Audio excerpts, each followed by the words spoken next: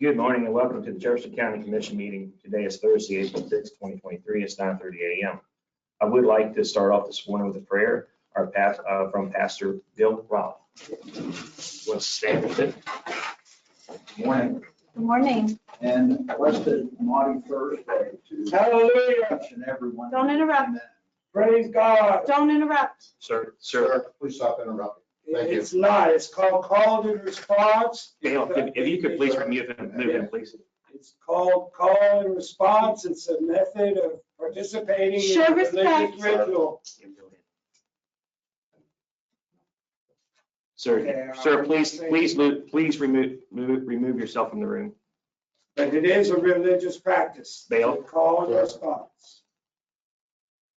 Okay, then ask Luke, so please leave. I'm not saying anything more You have already said something, where they've asked you to leave and asked you. because I was responding to what he said.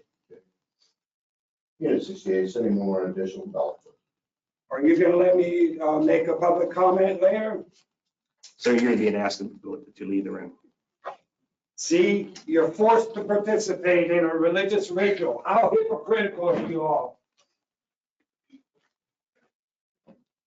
My apologies, sir. You may continue. No problem.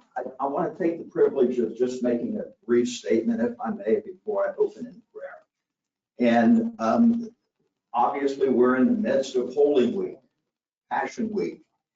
And as a result, I want to try to draw your attention to the importance and be reminded of the question that a local government official asked Jesus 2,000 years ago. And that question was, what is truth? That question was asked by Pontius Pilate before he condemned Jesus to death. And he was a Roman prefect. He was the Roman governor over the territory of Judea. And in his interrogation, he asked this question. And people have sought the truth over the last, quite frankly, not 2,000 years, but ever since the existence of time. So I want us to center our thoughts regarding this prayer that I'm going to lift up in regards to that particular topic. What is truth? Let us pray. Almighty God, our Heavenly Father, thank you for always being there when we reach out to you.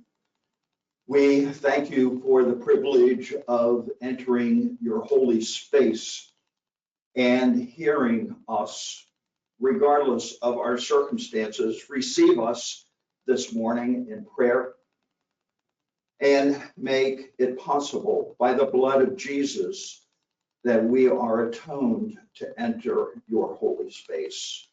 Send down upon those who hold office in this county the spirit of truth, wisdom, charity, and justice, that with steadfast purpose they may faithfully serve in their offices to promote well-being of all people through Jesus Christ, our Lord, we pray. Amen. Amen. I'd like to ask everybody to remain standing and for the pledge of allegiance. I pledge Pledge allegiance to the flag of the United States of America and to the republic which stands one nation under God, indivisible, with liberty and justice for all. Okay, approval of minutes from March 15, 2023, with budget deliberation. If there are no objections, that is approved. Yeah. I have a couple things, so hang with me, Sarita. I know during the March 16th meeting, we had edits to the March 12th, that particularly around EMS, 911, CAD system. We had the edit to it. So I didn't see the edited version of minutes in this packet. Okay, if we could add the edited version, maybe just put that on the next month's meeting, would be fine. Okay. And then I guess I have a question with the minutes from the March 16th meeting. I know that our legal counsel had written a statement to be included around those same topics, the 911, PAD system, county ambulances being deployed. I know we had technical difficulties, so I wasn't able to go back. Did we get audio of that meeting? So that, because I was unable to verify that The audio was, actual motion. the audio was so.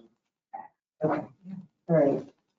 So those were the two things. I just couldn't verify the motion. It looked vaguely familiar to the one that was in the March 2nd packet that we corrected. Okay, so is that the changes for March 16th as well? Just to verify that what the motion is, because we had the technical difficulties. I thought we recorded, we had audio of that.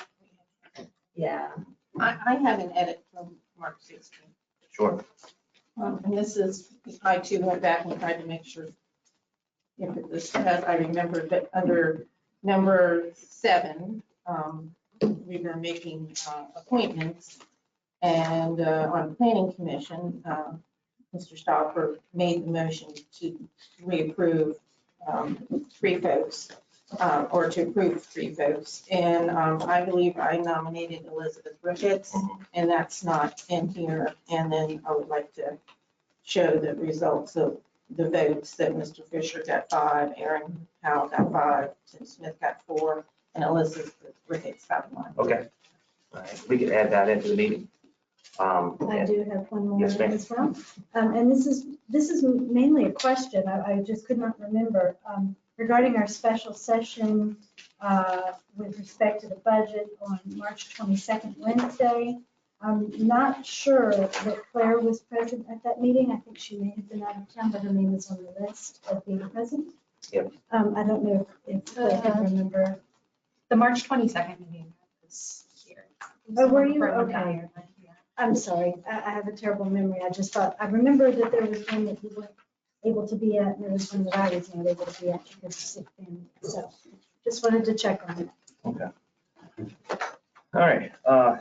If we could add those edits into the minutes, if there are no other objections to March 16th, 2023 regular meeting minutes, we'll add that. That will be approved, that you could add those. As far as the March 15th, if you want to pull that back in, we'll put that on next month's agenda. Be fine. All right, March 22nd, 2023 budget deliberations. Are there any objections to that one? Oh, I'm sorry, that was the one that I was. Okay, that was the jumped one. ahead. Okay. I guess it was the March 15th one then maybe. Yeah, I Claire was wasn't not present. Okay, thank you very much. I'm sorry. All right. Appreciate that. If there are no objections, those minutes are approved for approval. Accounts payable March 23rd, 2023, in amount of $64,785.42. If there are no objections, that is approved. For the accounts payable for March 30th, 2023, in the amount of $486,161.02. If there are no objections, that is approved. For April 6th, 2023, in the amount of $1,111,360.99. If there are no objections, that is approved. For approval of manual checks, March 24th, 2023, amount of $296,828.49. If there are no objections, that is approved. For March 31st, 2023, amount of $253,328.41. If there are no objections, that is approved. For April 7th, 2023, an amount of $102,134.21. If there are no objections, that is approved. For approval of requisitions for April 6th, 2023, an amount of $203,696.18. If there are no objections, that is approved. Approval of payroll March 31st, 2023, an amount of $291,190.54. If there are no objections, that is approved. Do we have any announcements, ma'am? No, Nope. All right. one correction that we had done, in case you're looking at your original, the approval of requisitions, we did remove one for $39,750. It was done. So this is the new correct total. Okay. I knew this. Okay. I always like. I think damn. All right, good deal. All right, we're gonna have public comment. First on my list is Mariah. It's on Freely. Okay, Michaela's on Freely, sorry. Okay, you're right. Did you want to make a public comment? Yeah, I wasn't sure if you had announced it, please. Oh, we'll do that later. We'll announce later. So however, if you want to make public comment, you have 3 minutes. And you can have a seat if you like. My name is Michaela Sonfrelli. I would just like to take the opportunity to thank the commission. It's a pleasure to be here, and I look forward to meeting residents and working with you, doing great things. Well, thank you. Thank you. All right, next is Jacqueline Miller.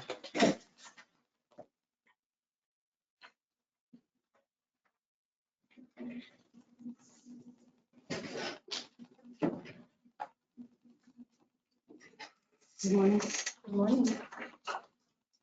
On May 18th, 2018, Jefferson Utilities, JUI, petitioned the Public Service Commission to approve the purchase of a piece of land from LK Land Holdings, an affiliate completely possessed by JUI's owner. The problem was it had already been purchased without prior consent and approval. The land was worth $21,802, but JUI's owner paid LK's owner a higher $50,000 price tag. The PSC simply admonished JUI for doing so and stated, quote, JUI should seek prior consent approval of the commission for applicable agreements in the future. That wouldn't last long.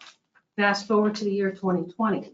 We learned that a new water line was installed near C.W. Shipley Elementary that required permanent easement approval to be given to JUI from the Jefferson County Board of Education. The public knew nothing of this. I found no recorded project docket associated with water line on the PSC website. The 2020 infrastructure was listed as a JUI acquisition asset. Through FOIA, I did find that a permanent easement agreement signed by the BOE on January 23rd, 2023, that's this year, and signed by the owner of JUI on February 21st, 2023. The question is, who paid for it? And are there other examples of unapproved assets being sold that would eventually trickle down to latent negative impacts to customer rates? JUI's owner testified that the reason it didn't seek rate increases in the past was because of customer opposition and resources. I am offering that maybe it was because if JUI had gone in for a rate increase, these projects would have had to be examined. Maybe a Rule 42 financial workup would have had proven a rate decrease. As this commission scrutinizes this 2045 comprehensive plan, it should consider the impact of that utility transaction. While I do appreciate this commission for writing a letter to the PSC regarding the acquisition rates, you should know the implications of supporting utility transactions which adversely manipulate monopoly public health, especially for private gain. If 160,000 plus customer base of West Virginia American Water did not provide economies of scale for the customers, then who is then benefiting from the 125% rate increase? Let's not forget that with West Virginia American Water, a subsidiary of American Water, buying unapproved assets from JUI, that all citizens of this county can look forward to environmental, social, and governance. So why is this state so vehemently against BlackRock, a shareholder of American Water, wrap its arms around all these corporate transactions that usher in ESG? Doesn't make sense. In sum, on March 31st, 2023, West Virginia American Water submitted a notice of rate increase to water and sewer customers. We can perhaps infer that this is a preemptive move to abate any acquisition rate decrease the PSC would put forward. Your time is up, ma'am. A clever plan indeed. Next is David Taft.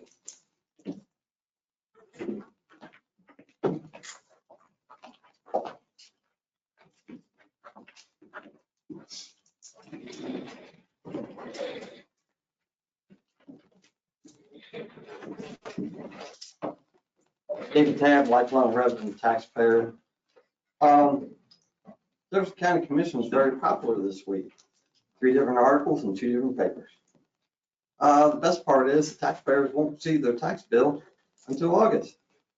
The voters own this budget and the tax bill by electing Alf, Stollifer, and Tabb as their county commissioners. Jefferson County Commissioner still needs an additional $3 to $5 million to run Jefferson County Ambulance Service. Didn't see that in the budget. Jefferson County Spirit paper had 2 articles, one devoted to the budget, especially talking about a key point, $250,000 releases from HARPA that had been earmarked for distribution. On March the 27th, it indicated that it had already been earmarked. I guess President Stollifer forgot to tell the other county commissioners what he'd already done. The other article focused on one of the commissioners hurting the feelings of Commissioner Alton Stollifer.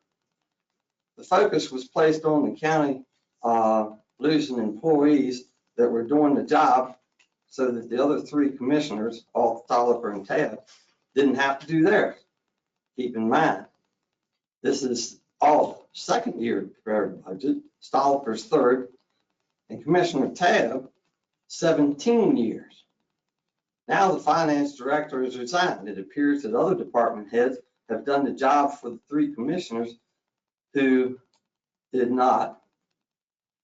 So why do we even need a $100,000 finance director? We still need a public hearing on the proposed budget. This is required by law.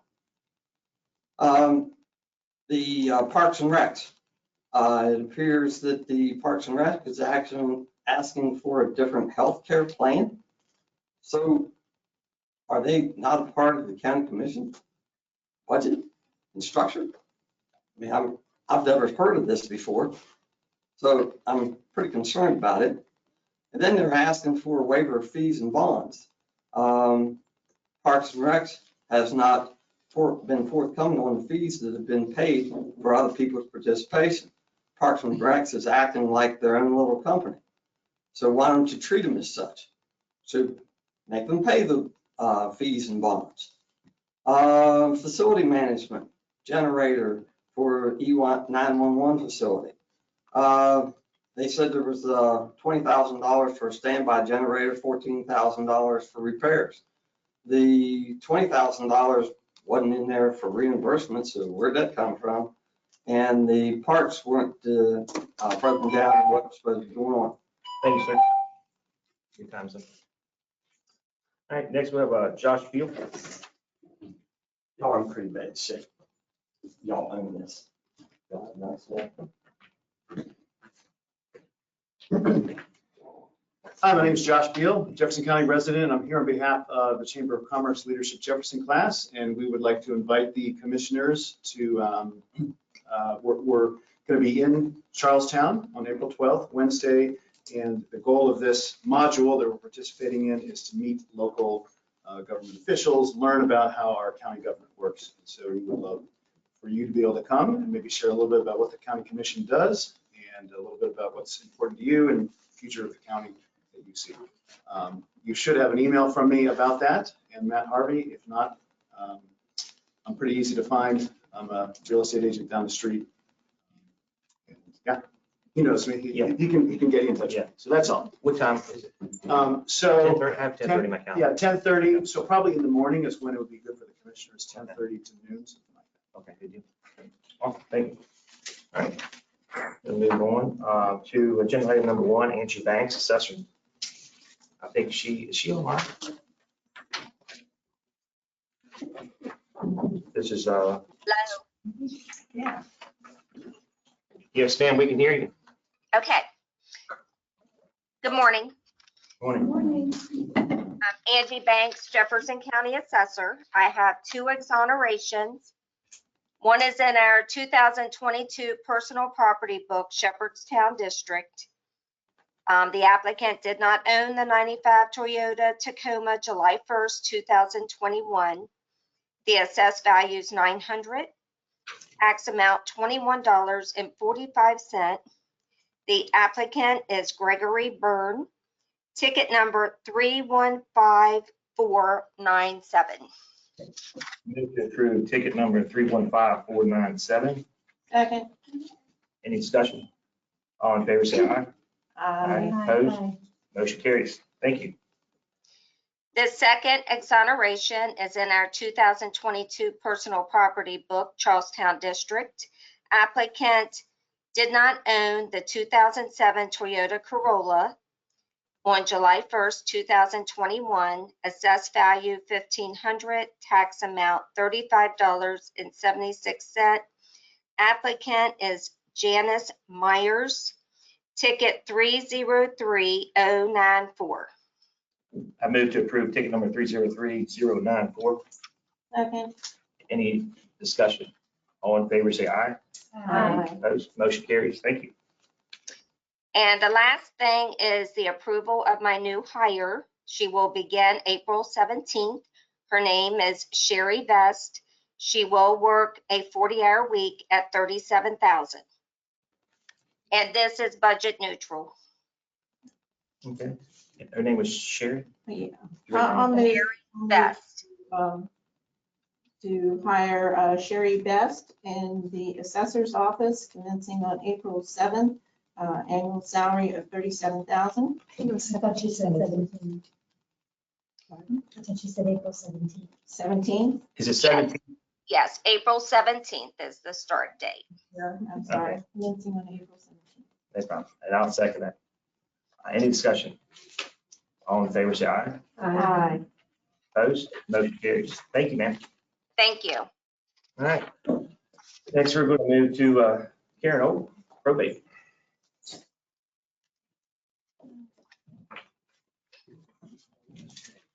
You want-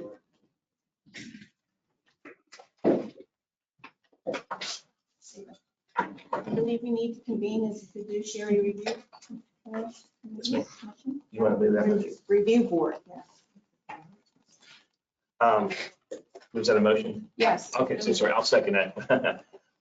Any discussion? All in favor, say aye. Aye. Any opposed? Motion carries. Thank you. Floor is yours, ma'am. I just wanted to get for your all's approval, the estates that were opened in the Jefferson County Probate Office from January 1st to March 31st of this year. There were 53 of them, so I need your all's approval and signature for that.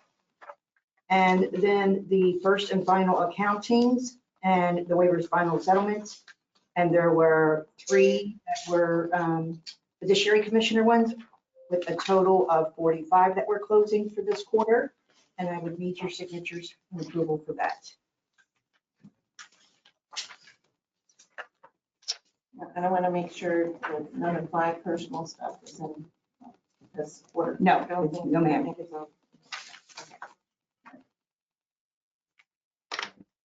Well, I'll move to approve the accounts and waivers that have met the requirements of the probate office and are ready to be closed, and to approve new estates that have been open since the last quarterly review. One second. Any discussion? All in favor, say aye. Aye. Opposed? Motion carries. All right. And we come, the next item, we have to be a fiduciary. Yep, so the next item, I'm not sure if you have to be in the fiduciary review board because this is something that the commission actually appoints. So you may be done with the fiduciary. Fiduciary, okay, I'm going to come out as a fiduciary review committee. Have a second. Second. Any discussion? All in favor, say aye. Aye. Motion carries. Thank you, ma'am. Okay, for this next one, I do have a recommendation letter that Mr. Frank Hill did send our office. So I wanted to give you a copy of that. Unfortunately, he sent it too late to be included in the packet. So currently, we have 3 fiduciary commissioners. So when there are problems with the states or when the accountings have to be reviewed, anything like that, we have to refer to a fiduciary commissioner. And as some of you all that have sat on the commission for a while know that Mr. Frank Hill seems to bear the brunt of those appointments. So the probate office has been actively trying to recruit some of the local attorneys that do specialize in estates to serve as a fiduciary commissioner. However, there has been no interest. Mr. Snowden had sent our office a letter actively seeking the position of a fiduciary commissioner. His experience is in estates trust administration, so he is very well versed in handling the probate process itself. And some of the more complicated cases that always fall to Frank Hill could actually be sent to Mr. Snowden. So he is asking to be appointed. Code does allow up to 4 fiduciary commissioners. So you would be filling the last spot that we have. And it is needed because we do have a lot of complicated processes with probate. People don't necessarily prepare so much for probate, and then it tends to bring out the worst in families. So there are a lot of cases that do come before you that do have to be referred to a fiduciary commissioner. Okay. Does anybody have any questions? Yep. Pretty straightforward. Yep. I'll move to appoint Bradley C. Snowden as the 4th fiduciary commissioner. Second. Any discussion? All in favor, say aye. Aye. Motion carried. Thank you, ma'am. Thank you. And then she has to, would you sign these, sir? Yes, ma'am.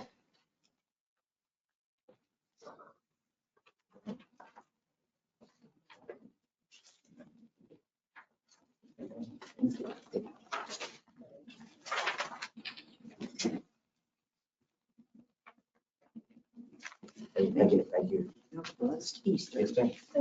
You too. All right, next we're going to move to agenda item number 3, Jennifer Myers, Director of Jefferson County Parks and Recreation.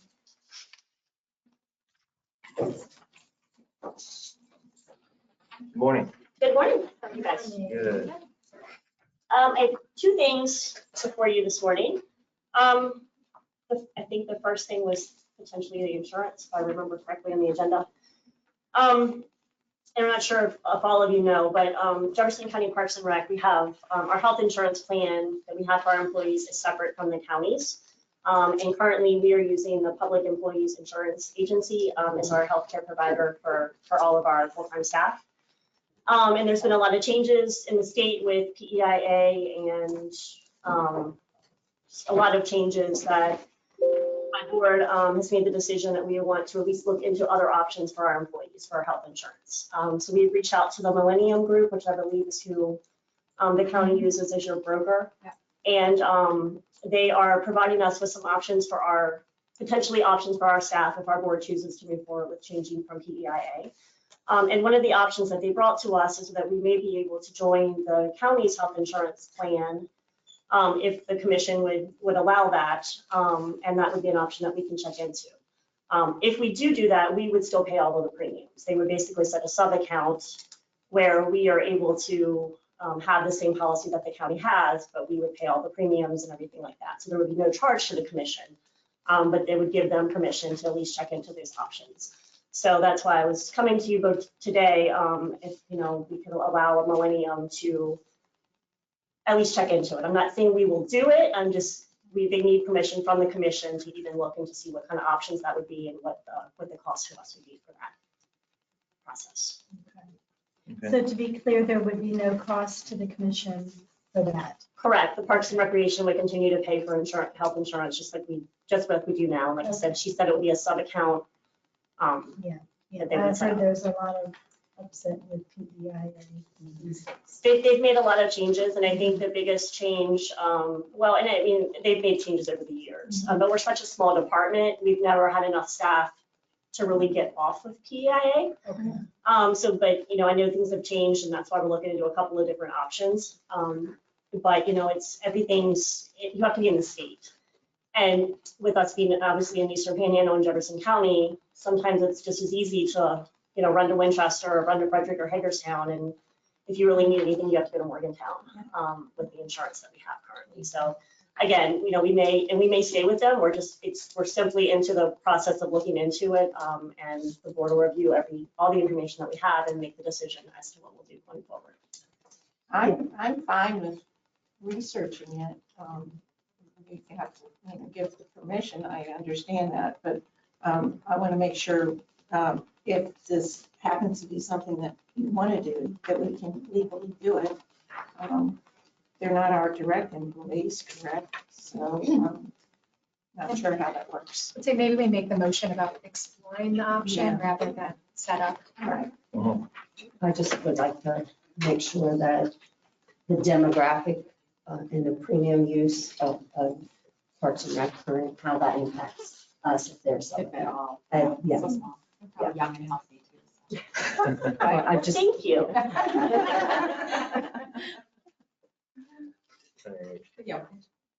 Someone like to make a motion to explore it? I'll make a motion to allow Jefferson County Parks and Recreation Commission to explore being a division of the Jefferson County Commission Health Insurance Plan.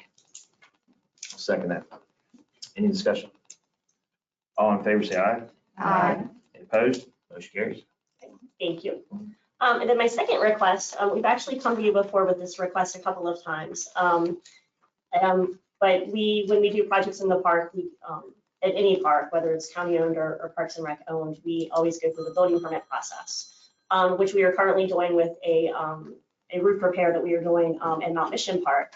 And we don't have anything on the record to have the permit fees waived for Mount Mission Park. So in talking with the planning commission staff, my request is to come before you and ask the county to waive all building permit fees just for all county parks. And that way we don't have to come back to you for each park as we have projects coming in. Currently the fees are waived for James Height Park and for St. Michael's Park.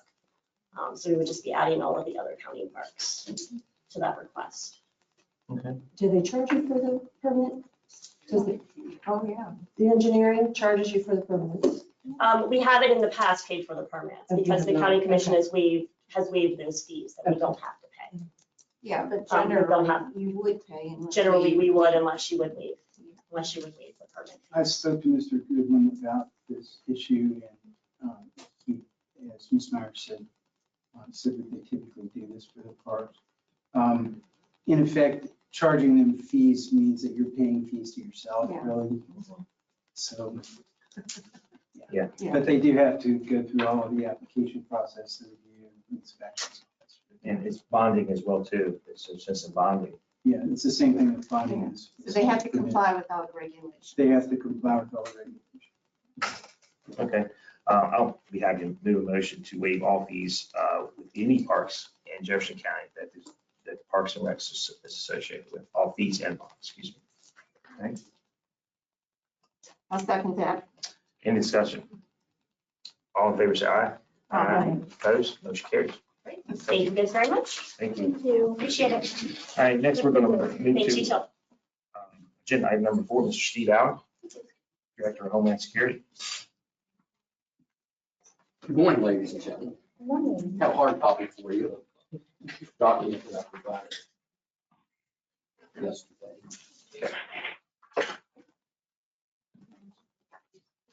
Old fingers, sorry. Hopefully I don't get a paper cut.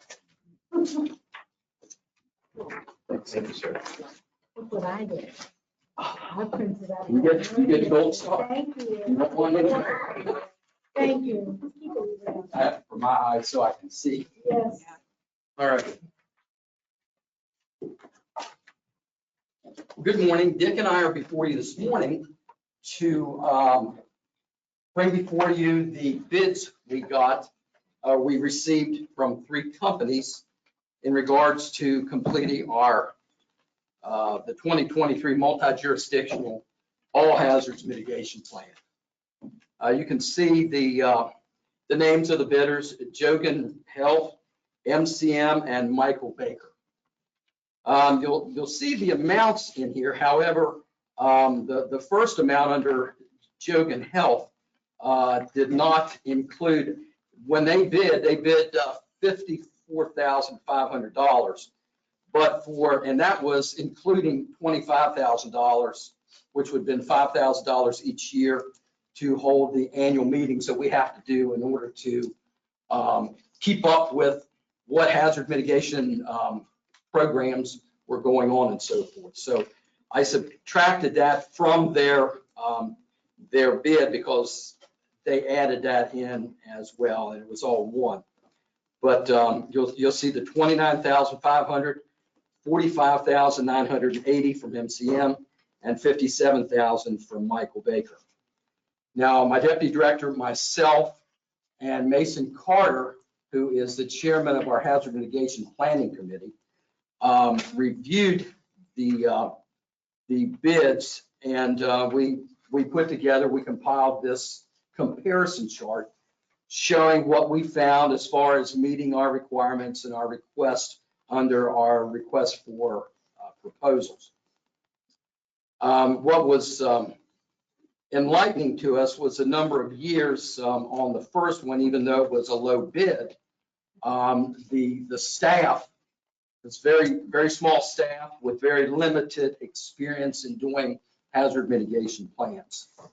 And with that in mind, we were very concerned if we went with that company, 2 things. Number one, with not having any experience or very limited, their principal person that would have been doing it was an emergency manager with 20 years experience. However, and that with that 20 years experience, on doing hazard mitigation plans. He might have done them 4 times, whatever county or municipality he worked. So we were concerned with that, and we removed that one from consideration because of, and you'll see under the notes, they also didn't give us samples of the work, and like I said, the lack of experience, and we weren't sure if they were West Virginia licensed to operate. MCM was the next company at $45,980. The company, as you see, has been in existence for 26 years, doing 33 hazard mitigation plans, and I believe all of those were in the state of Pennsylvania. I don't know that there were any done in West Virginia. You have the listing of the reference communities that they did them for, and you'll see the project manager, 18 years experience, but all of the other planners would be consultants. They were going, and they would, and that's how they listed it in the proposal. So we're very concerned about that as well. With that in mind, then we considered Michael Baker, and it's not Michael Baker Incorporated. I can't recall the exact name. International. International. Thank you very much, Commissioner. Yes, thank you. You'll see 50 years experience, 26 years in emergency management experience, done over 150 hazard mitigation plans. And I want to point out that they're the company that does the hazard mitigation plans for our region. They actually did Berkeley and Morgan's hazard mitigation plans, as well as others within the state of West Virginia for the, and they're the contract company for at least the Region 9 Planning and Development Council, and I'm certain that they are with other planning development councils as well in doing all of their different plans and studies and things like that. The reference communities, we went through, looked at those, and then you'll see in our notes how many employees that they have throughout the United States, and once again, their vast experience in doing these. With that in mind, our committee felt that the best preference for Jefferson County for our needs would be Michael Baker to do that, and that's who we're recommending to you. However, the decision is, of course, up to you all, but it's a very important plan. It also has to do with our community rating system, the CRS, and there are new requirements from FEMA on doing some of these plans as well. And with that being said, I'm myself or Dick are open for any questions you might have. So you had said for the Jogan Health, how they were the cheapest one, but then I'm kind of confused how it's 29,000, but excludes the 25K. So wouldn't it really be 54,500? That's correct. However, yeah, 54,500. But where I'm looking at that is none of the other two companies put it into their plan, or not their plan, but their proposal to do the 5 years, the follow-up reviews of the plans and the projects. So like the 45 and the 57 will probably also have additional fees for the annual. If we, and historically, we have not used any company to do that. We bring our hazard mitigation planning group together each year, and we review what progress they've done on their projects. And one of the projects that comes to my mind is in the town of Bolivar, or Corporation of Bolivar. They had a one project for a rain garden, and so they got that completed, and that would have been reported for each one of the years that they had completed those, or any other hazard mitigation plans, buyouts, and things like that. Well, I know Michael Baker has a proven track record, but I mean, there's $11,000 difference between, MCN and them. Is it possible to go back and dicker and say, how about 50,000? And I think that would be a more reasonable number. Are we able to negotiate? That would certainly be a legal question. I have just to let you be aware that we are on a tight budget, or not tight budget, tight timeframe to get this done. So if we go back to them, you're going to be even a tighter timeframe to get this completed on time. The other thing too, just be aware that all these came under the grant proposal or grant award that we had received. Right. So there's no money coming basically out of the county commission because this is grant funded. And they all met underneath that particular bid. Met the criteria. And I will tell you also, with grant funding, they don't really want money to go back. They want you to utilize the money that you had received. But again, this Michael is. Baker knows that. Yeah. Yeah. Hear that. But like Steve had mentioned too, both of us, him being prior in Berkeley County, me being prior in Morgan County, we both worked with Michael Baker and know the people there. That just was part of it, but their attention to detail, if you look through their RFPs, their attention to detail overwhelmingly is better than the other two companies. But again, that's totally up to you guys as far as your decision. Like I said, the only thing I wanted to reiterate is if we go with whoever, we're going to be sending back either 25,000 or 15,000 or whatever the amount would be. So. Could I point out that these are the kinds of contracts, these professional services contracts, that you don't necessarily have to accept like the lowest bid, because what you're doing is you're hiring someone based on their specific expertise and skill in a particular area. And so it'd be like if you hired an attorney to do something, you'd want to hire someone who is skilled in that area, not just the lowest first-year law student graduate that didn't know anything about it. And that's kind of what this is. So there's some confusion out there about that, and I just wanted to point that out because this is the type of thing where you choose based on the result. I just want to confirm your choice as the professionals in this area is Michael Baker. Yeah. And that was a concerted effort between myself, Director Allen, and Mason Carter, who is our chairperson. Well, I'm going to go ahead and make a motion to approve the president of the commission to sign a contract for the 2023 multi-jurisdictional all hazards mitigation plan with Michael Baker. Second. Any discussion? All in favor, say aye. Aye. Opposed? Motion carries 5-0.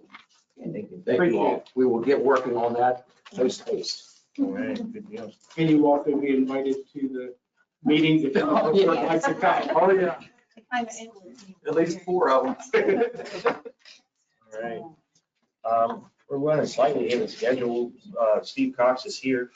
So we'll move to agenda item number 5. Steve Cox, investing Nelson Jefferson County Sheriff Civil Service Commission. Commissioner Stalber, because there has been some question that we're trying to resolve about potential conflict of interest issues for our office, I'm going to recuse myself from this. Good afternoon, Commissioners. Following up on the contract agreement between the Civil Service Commission or the County Commission and the IO Solutions, the testing documentation that we're going to use to examine new hires and promotional positions. I have sent an email out. The document actually has 3 parts to it.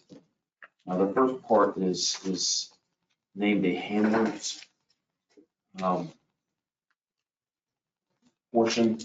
Basically states that somebody's going to be named to be the individual who contacts the company, requests the test. The tests are then securely sent to that individual. That individual then holds the tests till the examination takes place. And we are responsible for sending that test back to them. The second portion is a payment portion. I believe that that may be more appropriate for you all to sign. And then the third is just an acknowledgement. Kind of states what they will do for us if there is any legal issues that come up, such as somebody says that the test isn't fair.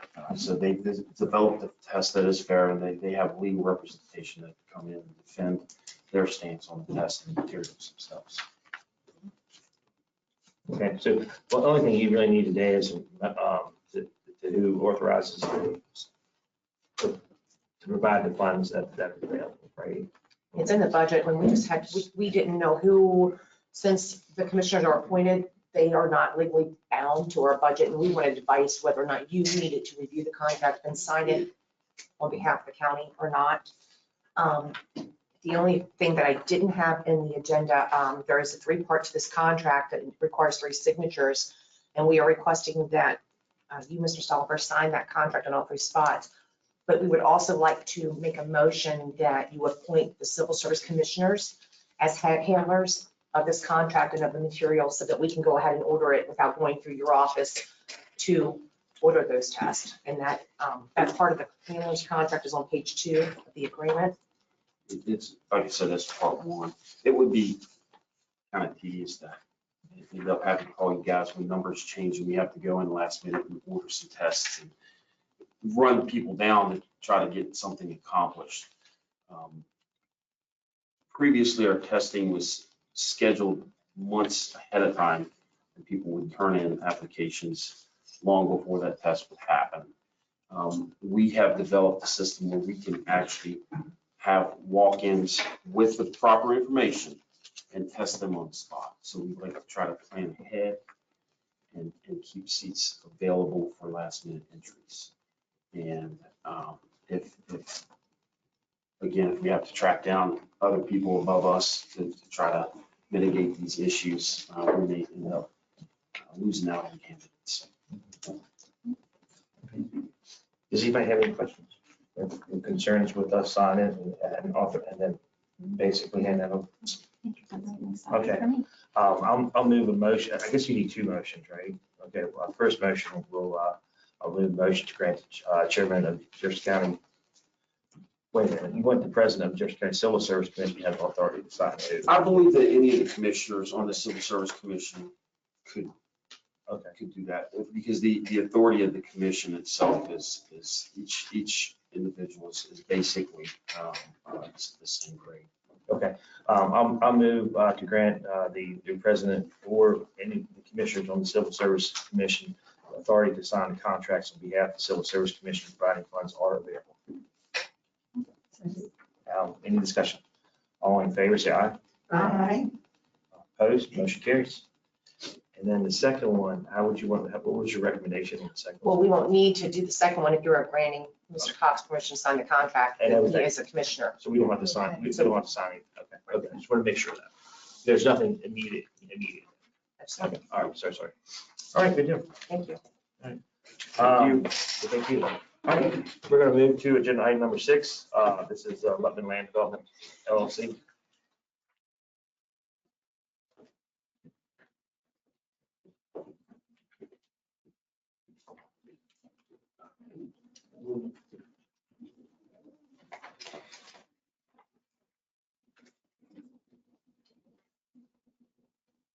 Yes, floor is yours, sir. Sorry. Thank you, Mr. President, commissioners, staff. I'm Paul Rocco, local land use consultant. I'm here for the next 2 items. First one is the Lupton Land Development. We saw this earlier, and staff and planning commission recommended that we seek a different zone, and we withdrew and came back with this new zoning recommendation. So when these happen a couple times in a row, they get a little more familiar. First stage is you just send it over to the planning commission for their advice on the comprehensive plans, consistency with the request, and schedule a public hearing, which has to happen within 60 days. So I have a motion in there for you to look at and see if you make it to send it over to the planning commission for that recommendation and schedule a public hearing for your first meeting in May. Okay. Any questions? All right, I'll move to accept the landowner's petition and request for a map amendment for Lufkin Land Development LLC, parcels 2 and 6 on map 29 in Keeble Town Tax District, and schedule public hearing at the County Commission meeting on May 4, 2023, and refer this application to the Planning Commission for advice on the request that is consistent with the comprehensive plan. Second. Any discussion? All in favor, say aye. Aye. Opposed? Motion carries. All right, we'll move on to the next agenda item. You're over here for that one as well too, and that's agenda item number 7. That's ILA Properties Incorporated. Thank you. This property is zoned Ramen property, Ramen, and the contract purchaser is a local land developer, ILA Properties, which is Josh Grewald. He is seeking to buy this property. It's in the preferred growth area on Route 9, north of the old Sheets in Carneysville. So just north of that and south of the area of the hospice and the Liberty Business Center. It's 12 acres, 12.8 acres, and we would likewise request that that be scheduled for a public hearing in May on 4th, and so we send it to the Planning Commission for their review and advice. Anybody have any questions? I would just like to request before it goes to public hearing that we have a better map. I read all the reference material to all the buildings, but there's to the surrounding properties, but there's not much reference on this little map. I know the area, so. As luck would have it. How about that? Reviewing it this morning, I said, geez, everybody's not been here. Yes, yes. Zoning in Jefferson County. Thank you. So I printed out some maps. Thank you very much. You're reading my mind. Oh, I gave you. I knew it properly, so. All right. Does anybody else have any further questions? Thank you for that. All right, I'll move to accept the landowner's petition and request for map amendment for Raymond and all parcel 2.2 on map 2 in Middleway District, Tax District, and schedule public hearing at the County Commission meeting May 4, 2023, and refer the application to the Planning Commission for advice on the request, whether it's consistent with the comprehensive plan. Do I have a second? Second. Any discussion? All in favor, say aye. Aye. Any opposed? Motion carries. Thank you. Thank you. All right. All right, thank you. We're moving on to agenda item number 8. Ms. Laura Kuhn, Director of Fleet Facilities.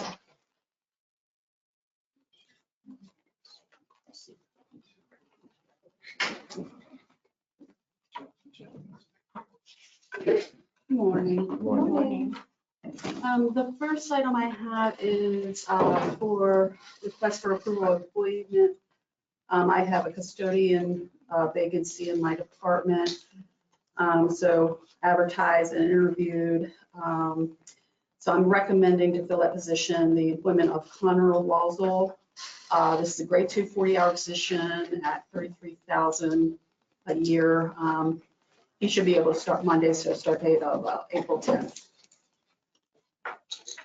All right, I'll move to approve the hire for Colonel Wansel, grade 2 40-hour position with a starting salary of $33,000, and the starting date is April 10th.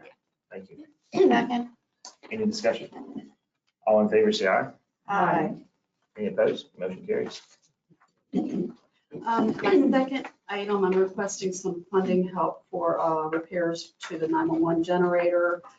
Back in November, it was actually the week of Thanksgiving, the 911 generator failed its weekly exercise. It didn't start. So we called in the generator contractor to diagnose it.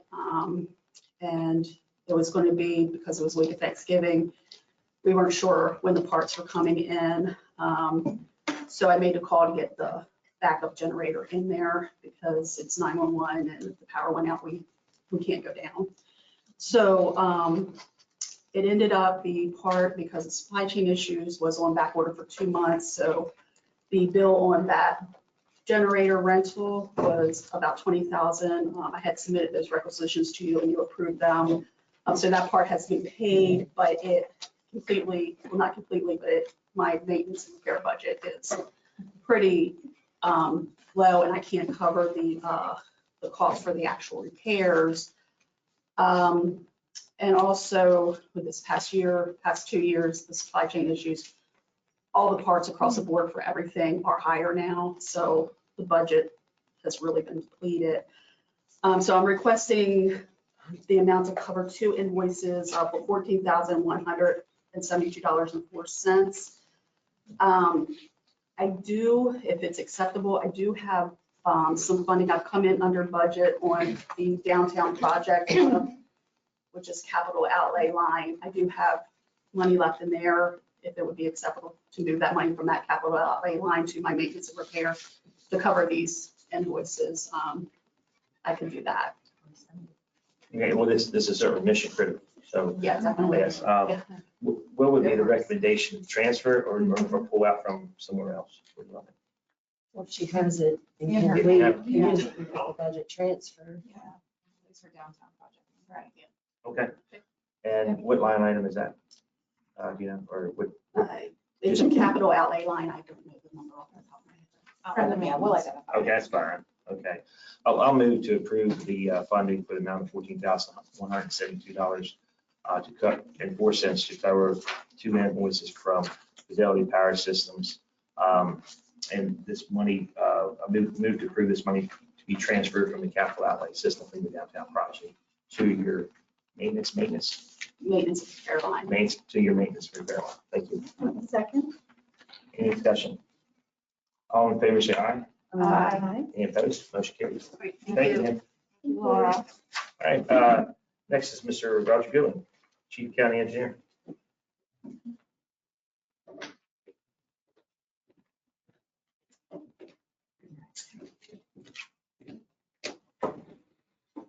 Roger's sitting in there. I'm Alex you, and this is Luke Siegfried. Roger's asked us to present this. Yes, we are just asking for approval of our 2 planning intern positions for Shenandoah Regal and Joe Gutman to not start before May 1st. They'll be helping as our summer interns for the comprehensive plan update. You approved this as part of the FY 2023 during a budget adjustments, I believe in February. And the remaining money for this will come from our extra help budget line in the FY 2024 budget. I believe this is a $15 an hour wage. Okay, I'll move 2 motions. First one will be to approve the employment offer, an hourly rate of $15 an hour for Joe Bettman to fill the position of planning intern in the Department of Engineering, Planning and Zoning. Start date was May 3rd. May 3rd, May 1st. May 1st. This would be not before May 1st. We're trying to get one in on May 8th potentially, and the other on May 22nd, based on essentially when they're available around different schedules and money we currently have in the budget. So just not before May 1st. To not start before May 1st. All right, thank you. All right, do I have a second? Second. Any discussion? All in favor, say aye. Aye. Opposed? Motion carries.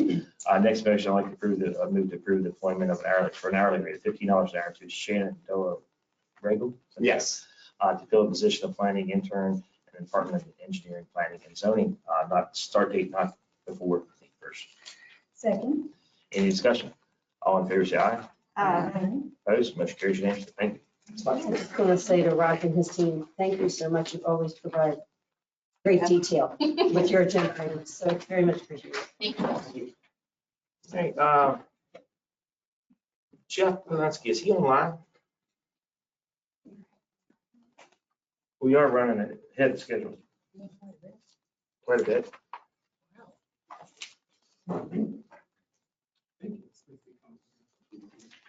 He's not online. Okay. All right. We are ahead of schedule. So, this Wheeler, she's not here either. Is she online? Will she be here first? She probably will be here in person. Okay. All right. I tell you what, I don't know, where did Nathan go to? I was just gonna text you. Nathan's up next. It's not coming. Yeah, so he was here. We have an easy one on yours, and you want to hit one of yours first? Sure. The offer of employment? Yes, That's kind of easy.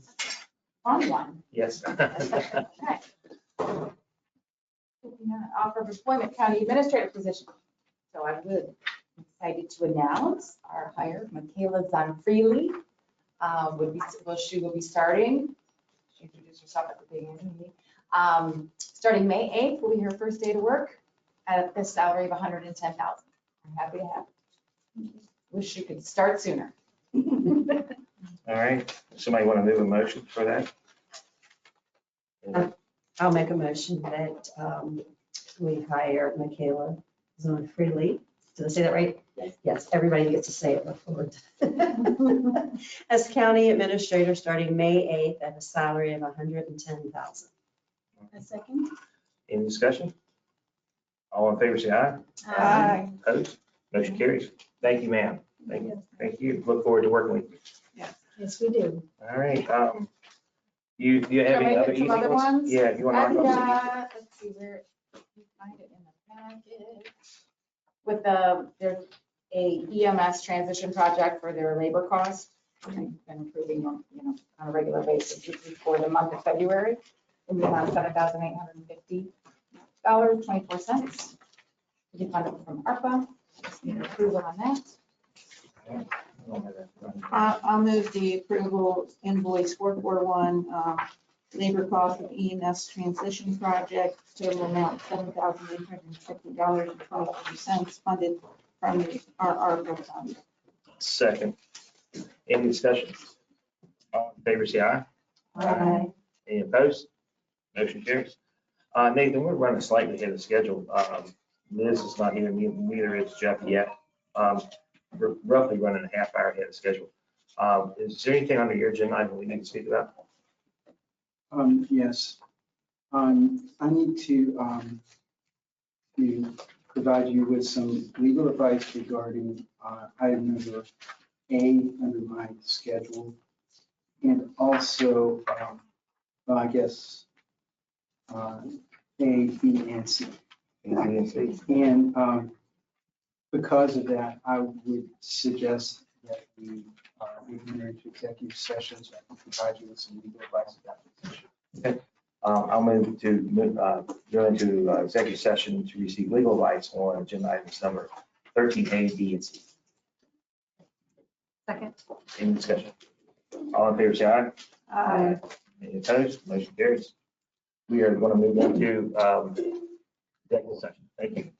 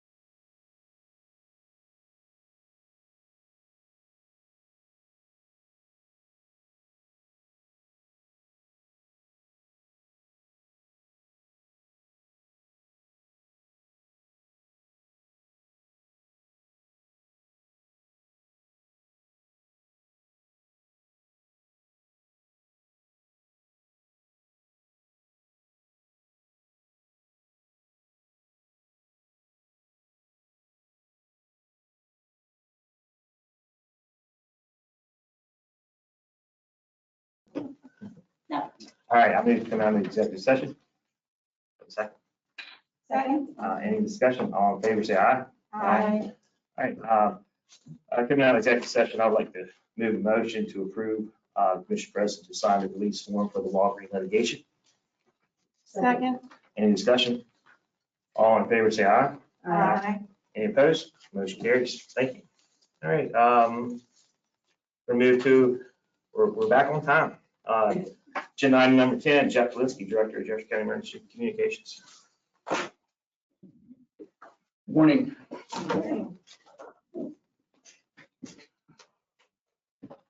What was yours, Ken? First item on the agenda is request appointments for public safety dispatchers. Purpose is to request approval to employ 6 public safety dispatchers to fill vacancies and authorize staffing. First off, I want to let the commission know that recently 2 of the individuals that you have granted authorization are no longer or did not start at the commission. One was on board for 2 weeks, has decided that it wasn't for her. And the second one did not make it through the background process. And so we still have those vacancies that will reopen. The comm center intends to onboard the following entry-level dispatchers. Amanda Carroll, she is comes from a customer service background, AP student support, graduate of Washington High School, and has some college experience in working to complete her bachelor's degree. And what I'll do is the agenda request has the motions for the salaries and the info, so I'll just leave that for you. Mr. Matthew Buckwitz, U.S. Army veteran, 2 combat deployments, graduate of Hedgesville High School, currently working at a local outfit. Mr. Robert Smith.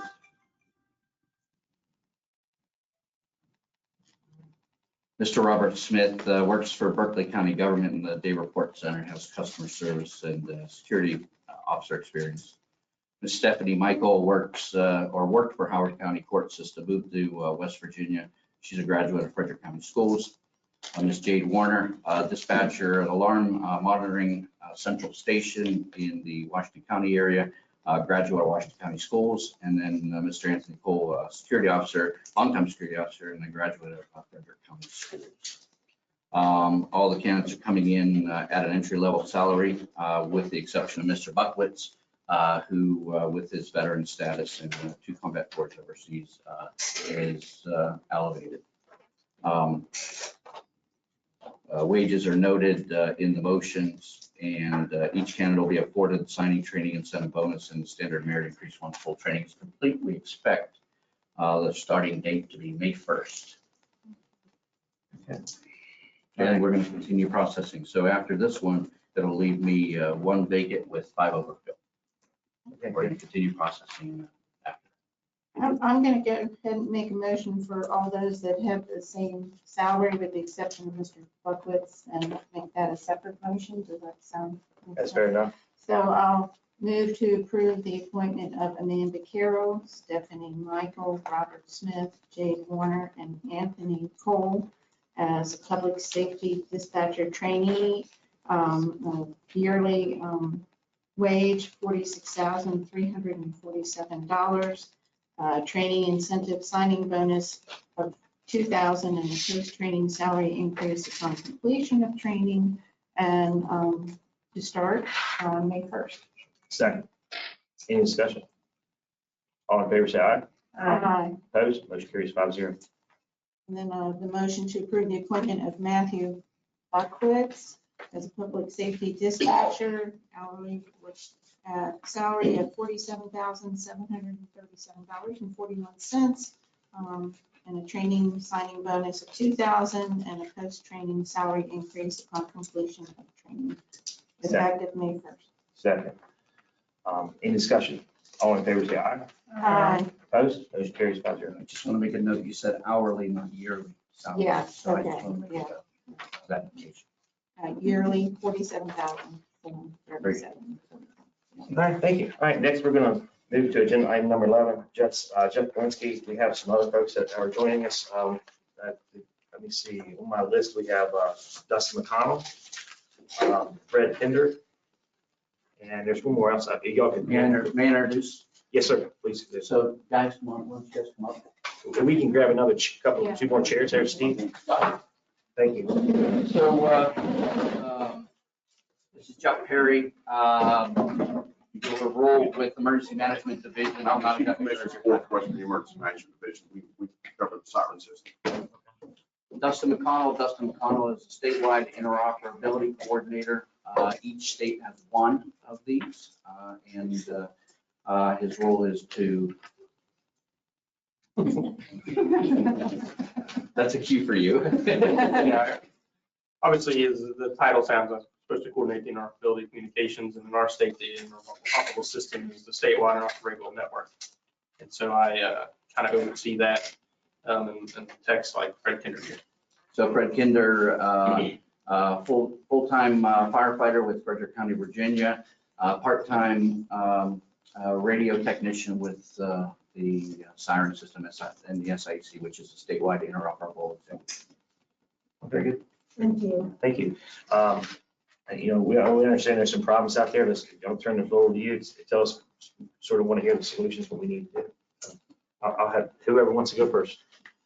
So go ahead. Chair Bailey Witt, I'll answer questions as.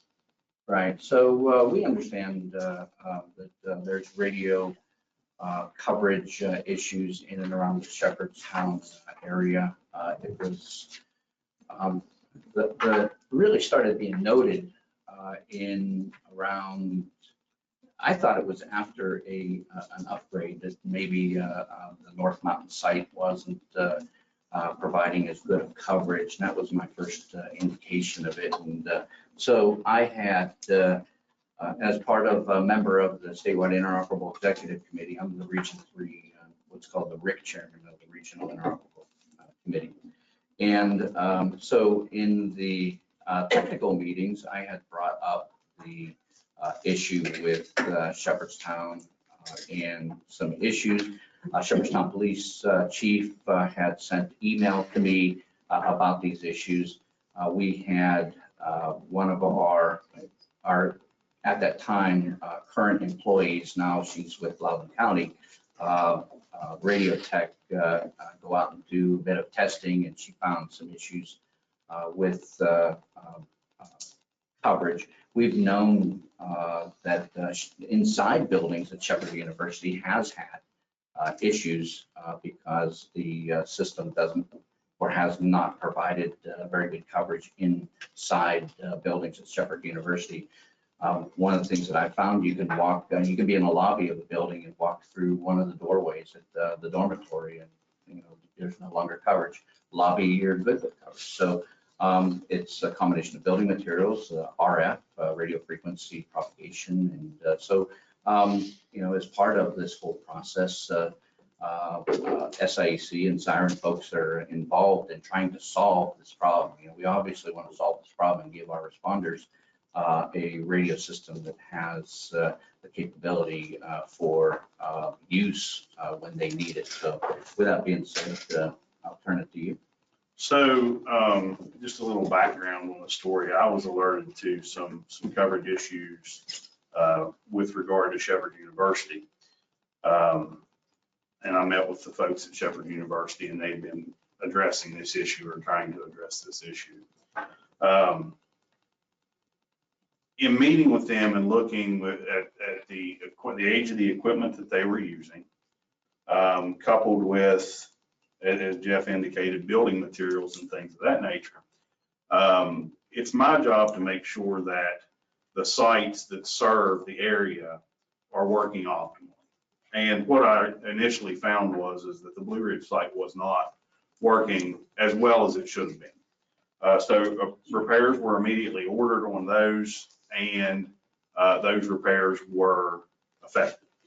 After those repairs had taken place, it was still noted that some particular department's radios worked nominally better than others because of programming issues. And recommendations were made back to the SIEC, the Statewide Interoperable Executive Committee, which I am on the technical committee, and those recommendations have been made to Jeff. Those require reprogramming. It takes about 3 minutes of radio to do that. That programming component allows the radios to roam indiscriminately between two sites. So currently, what is happening is it was originally believed, and the system has been in the area for about 15 years now, Jeff, is that correct?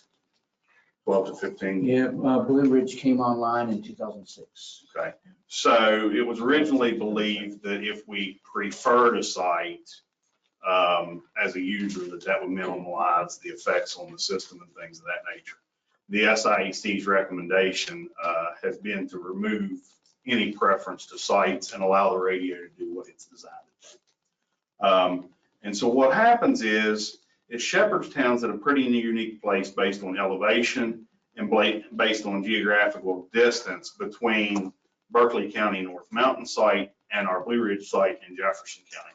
So what happens is the signal arrives at about the same level at the same time in the Shepherdstown area. And what that creates the ability for the radio to do, if programmed correctly, is whenever an officer moves around, it allows it to pick the site that serves the area that officer is standing in at the time, the best service possible. Okay. Currently, most radios in Jefferson County won't do that. And again, that's a programming issue. So we thought that was kind of the core of where we were at with this issue. We repaired the Blue Ridge site. We thought maybe we would turn on, do some trial basis of turning off the preferred sites. And that improved communications with radios that have been properly maintained. Now, the federal government recommends that the portable radio be replaced every 7 years and that mobile be replaced every 10 years. Now, none of us have Fed dollars, okay? We understand that. However, we need to maintain the equipment because how often do you change your cell phone? You're probably on a plan where you every 3 years, whether you want to or not, you change your cell phone now, right? Well, in a lot of ways, these radios function just as our cell phones do, okay? They go out, magic happens, and they pick the best tower, and the user doesn't have to do that, okay? That happens automatically, unless the radio is told not to, okay? So understanding the wear and tear on the devices, and these officers, they put, and their EMS folks, hats off to them. They put those radios in environments that most of us don't want to be in and don't need to be in. So we need to make sure that the antennas are appropriate, that the accessories that are on them are appropriate, that the batteries are up to date, things of that nature. This was all a culminating deal of what I found whenever I went to Shepherd after I made my repairs at Blue Ridge. Now, I did this because I wanted to ensure that I had done everything that I could possibly do to get the most out of the system, okay? I met with Holly Morgan Fry and Chief Moraga, and they asked for input on how to solve this problem. And it was originally determined that the problem was centered largely in buildings, on campus, and with Shepherd University PD. As we started to peel the layers of this onion back, what we found was there was issues in the local food line in Shepherdstown. Maddox Square right across the street, units couldn't talk. Steamboat Run, is that correct? Off down behind towards the river. Is that okay? Steamboat Run area was an issue. River Road going down past the daycare. One target hazard in particular in the area was the Shepherdstown daycare. There was multiple documented cases of being unable to transmit from the daycare. And I witnessed that on multiple occasions with my equipment personally, okay? However, whenever we allowed the radio to roam and do what the radio was designed by engineers to do, the results were much different to the positive. Now, as I carried this back to the SIEC and the technical committee, a component that I had completely overlooked was, is there a way that we can get a proof in concept of placing a site in Shepherdstown, in the area of Shepherdstown, would be a viable option? And I'll come back to that in just a minute. But as I sat down at the table with the folks from Shepherd and I started looking at this, we developed an action plan for Shepherd University to take care of their subscriber equipment, because they realized that their subscriber equipment was on the first round of equipment that was purchased by the county commission whenever Siren came to be. Okay, and what was your financial numbers on that, Holly? So $90,000 were spent on replacement mobile units and replacement handheld units, I think 12 and 6, is that correct? Okay, so those units have already been purchased as them recognizing that their equipment needs to be maintained. Okay, so that they're getting all the signal they can get because they're already in a compromised area. The other thing that we explored was, if we put a site in the Shepherdstown area, would it have enough energy, building penetration, to get inside areas of the university that are currently unreachable by either site working on a properly maintained, properly tuned radio? And as I carried this back to the SIEC, the recommendation was made to deploy our mobile site. Now, what our mobile site is, we have a site on wheels that in the event of a disaster, or in the event we would lose a mountaintop site from a lightning strike, a generator failure, what have you, we could deploy this site into place. So we did some work with our technical folks, worked with the SWIC, and we came up against a constraint, and this has largely been a constraint of being able to propose this kind of solution. You have to have frequencies. Frequency availability is crucial, it's paramount, okay? So I only had 4 frequencies. I need 6 to make this work. So again, looking at what Shepherd University could provide, who has been awesome in getting this asset into place, they had 2 frequencies that we could use for test purposes. So we were able to integrate those frequencies into the trunk trailer, make it a full, and that's our mobile site, the trunk trailer, and make it a full operational site, okay? What we did is we placed that at the Shepherdstown Fire Department, and we allowed that to run in a test bed for the period of a month. And through the statistical data that we pulled from that piece of equipment handled over 10,000 calls for service and improved coverage in the food line, in Maddox Farm, in the university, in Steamboat Run, in River Road, or is it River Road or Trough Road that runs out towards? River Road. Okay, so my apologies for the geographic. So what we noticed was a huge improvement. Now, the other thing that we noticed is again, some radios in Jefferson County would not roam to this system, would not roam to the resource that was here.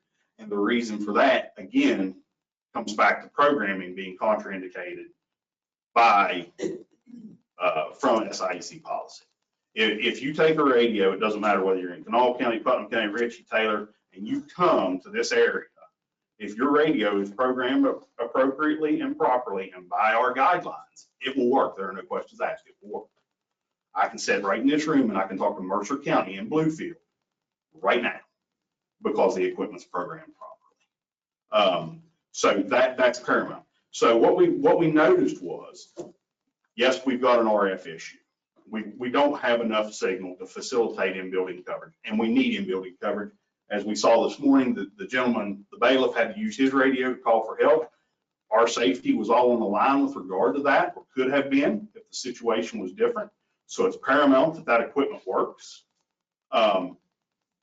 So we need to have that availability in that area, especially in a target hazard area such as Shepherd. Now, not just because the university's there. There's certainly other business. There's all kinds of infrastructure in Shepherdstown. NCTC is there.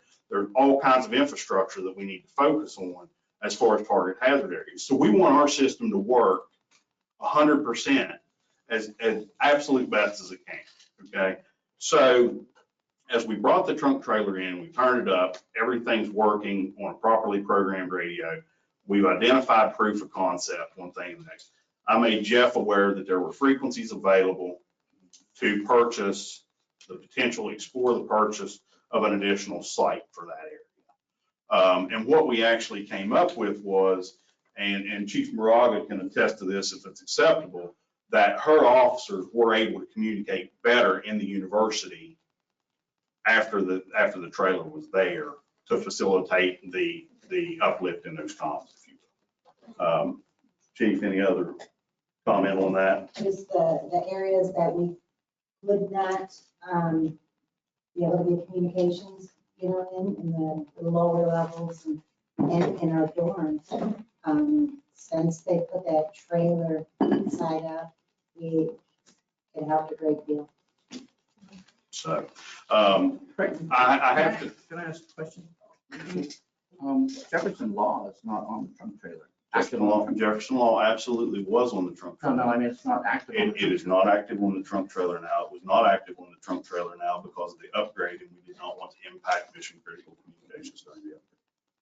So Siren just went to a $22 million upgrade where all of our equipment, our infrastructure equipment, and some components at the 911 centers were uplifted to the newest version and platform that allows us additional frequency capacity.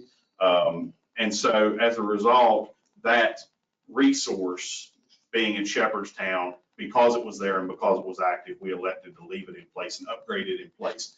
And as such, we disabled those resources on it. The proof of concept was there, and I can show you the statistics on that. That's not a problem. We did some testing with the Shepherdstown Fire Department as far as walking the dorms. And found success the same as Chief Moraga has indicated. Also, again, the Maddox Village food line. So how do we get to a point where, what's the next logical step, I guess, is the question. And so we don't have enough signal for in-building coverage right now as it stands with properly programmed, properly working equipment. Now, it's been this way for 10 plus years since inception because of the in-building coverage, okay? But there's a desire to increase that. But collaterally associated with the in-building coverage is also the areas adjacent to the university because of terrain, because of elevation that are precluded from getting service. And what we've done is we've looked and found a suitable location for a site. We found frequencies for a site. And that's as far as we've been able to go exploratory at this point to help this situation along. But again, at the behest of Shepherd University, and my hat's off to them, to identifying that problem truly, yes, it impacted them, but the university being largely concerned with the responders and public safety officials alike in the area, understands that problem is not just the University of Shepherd. It is the geographical area and your citizens there. And even residential single home dwellings are going to pose a significant issue based on this. So at this point, I'll take questions if there's anything I can elaborate on. I know I just fed you all from a fire hose and I apologize for that. Yeah, I think it's very informative. So the solution is you found a site and we need more frequencies. We have frequencies there. So originally, and in Jeff's defense, originally the approach that we have taken, the Siren system has taken is, number one, we'll take the high ground and we'll take as many frequencies as we can get, okay? So we can do the greatest good for the greatest number, being able to radiate from your higher hilltops.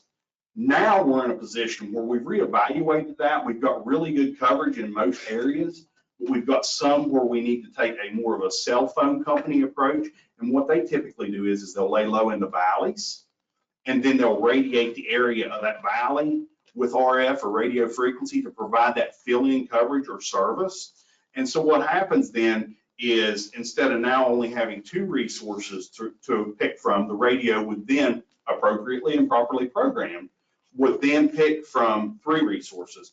The futuristic Shepherdstown site, if that comes to pass, Blue Ridge, and the North Mountain site. And this is all seamless to the users, where as they push the button, they have no clue, nor can they really, they don't have the wherewithal to differentiate. If they're doing their job, they don't have time to worry with that.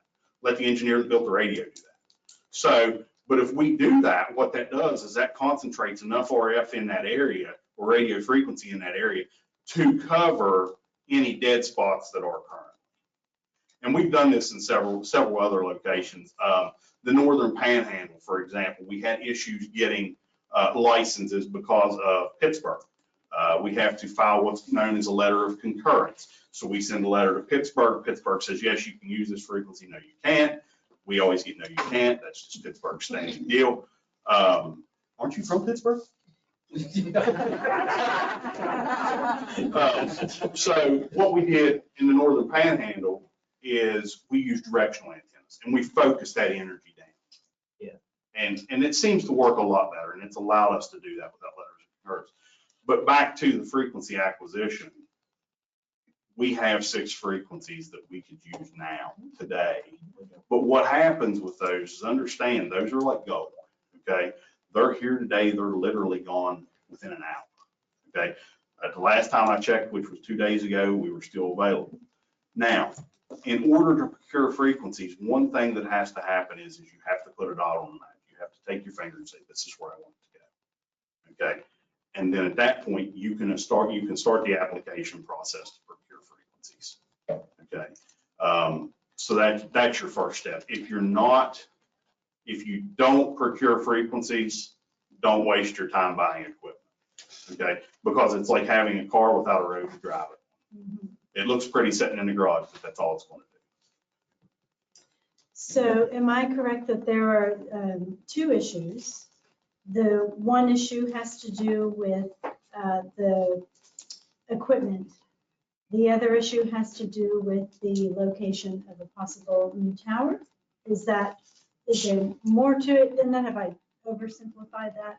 Well, when you say possible location, so in looking geographically at Shepherdstown, there are 2 options that I see for that, again, running the preliminary studies that we've ran, that foot the bill for a location of a site.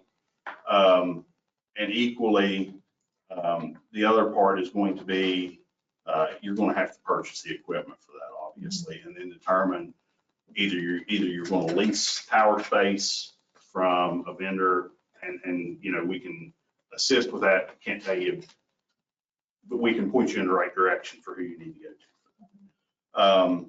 The other thing is obviously you're going to have to procure the equipment, but without oversimplifying it, and let's step back. I know we focused largely on the geographical area of Shepherdstown, but if we step back and we look at the radios that and the radios that are being used in emergency communications as a whole,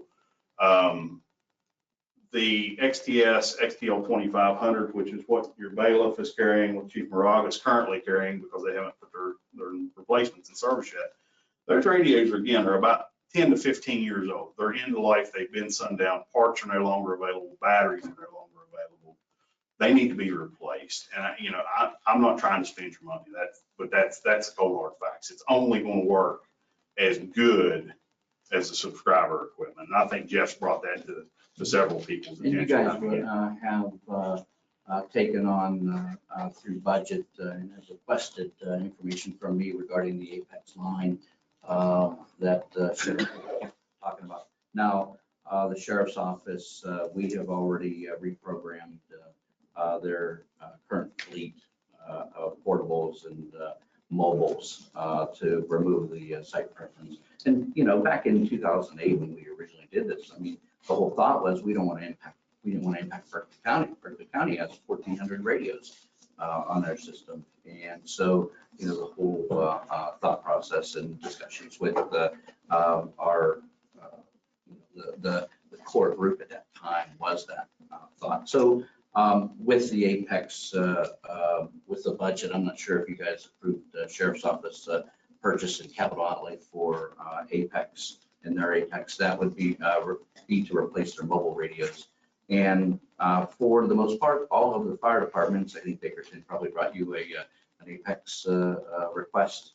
So those entities have been afforded those, the spreadsheet for the purchasing spreadsheet so that they can come to the commission or work through their purchasing methods to replace their video equipment. I think part of the issue has to do with reprogramming some equipment in Shepherdstown. Does that sound right? It would certainly seem with the equipment that I've seen personally, that the subscribers in Shepherdstown need to be reprogrammed to allow. Yes, they're set for site preference, and that's not working. Shepherdstown PD and Shepherdstown Fire have all been done already. I don't believe Shepherdstown PD has been done. That hasn't. Brooke has been working that project. This is one of the projects for Brooke. I know that the fire department has been reprogrammed, correct? I think I'm correct about that. The fire department PD has has been not. reprogrammed. I do not believe the PD has been reprogrammed. No, they haven't. They haven't, and that needs to happen.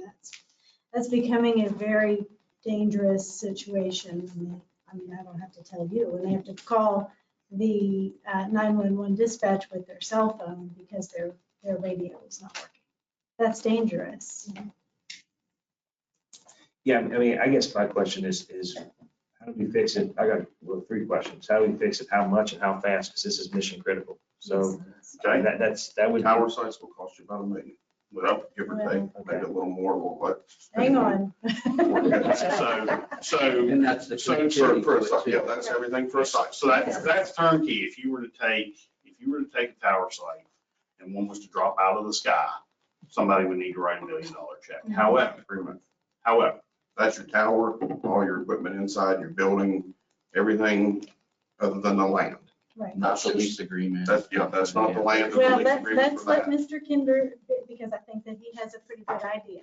So in looking again geographically and looking at where we procured the frequencies at, I was able to see some infrastructure that will do several things for you. Again, we'll have to speak with obviously the tower leaseholder, who's the leaseholder.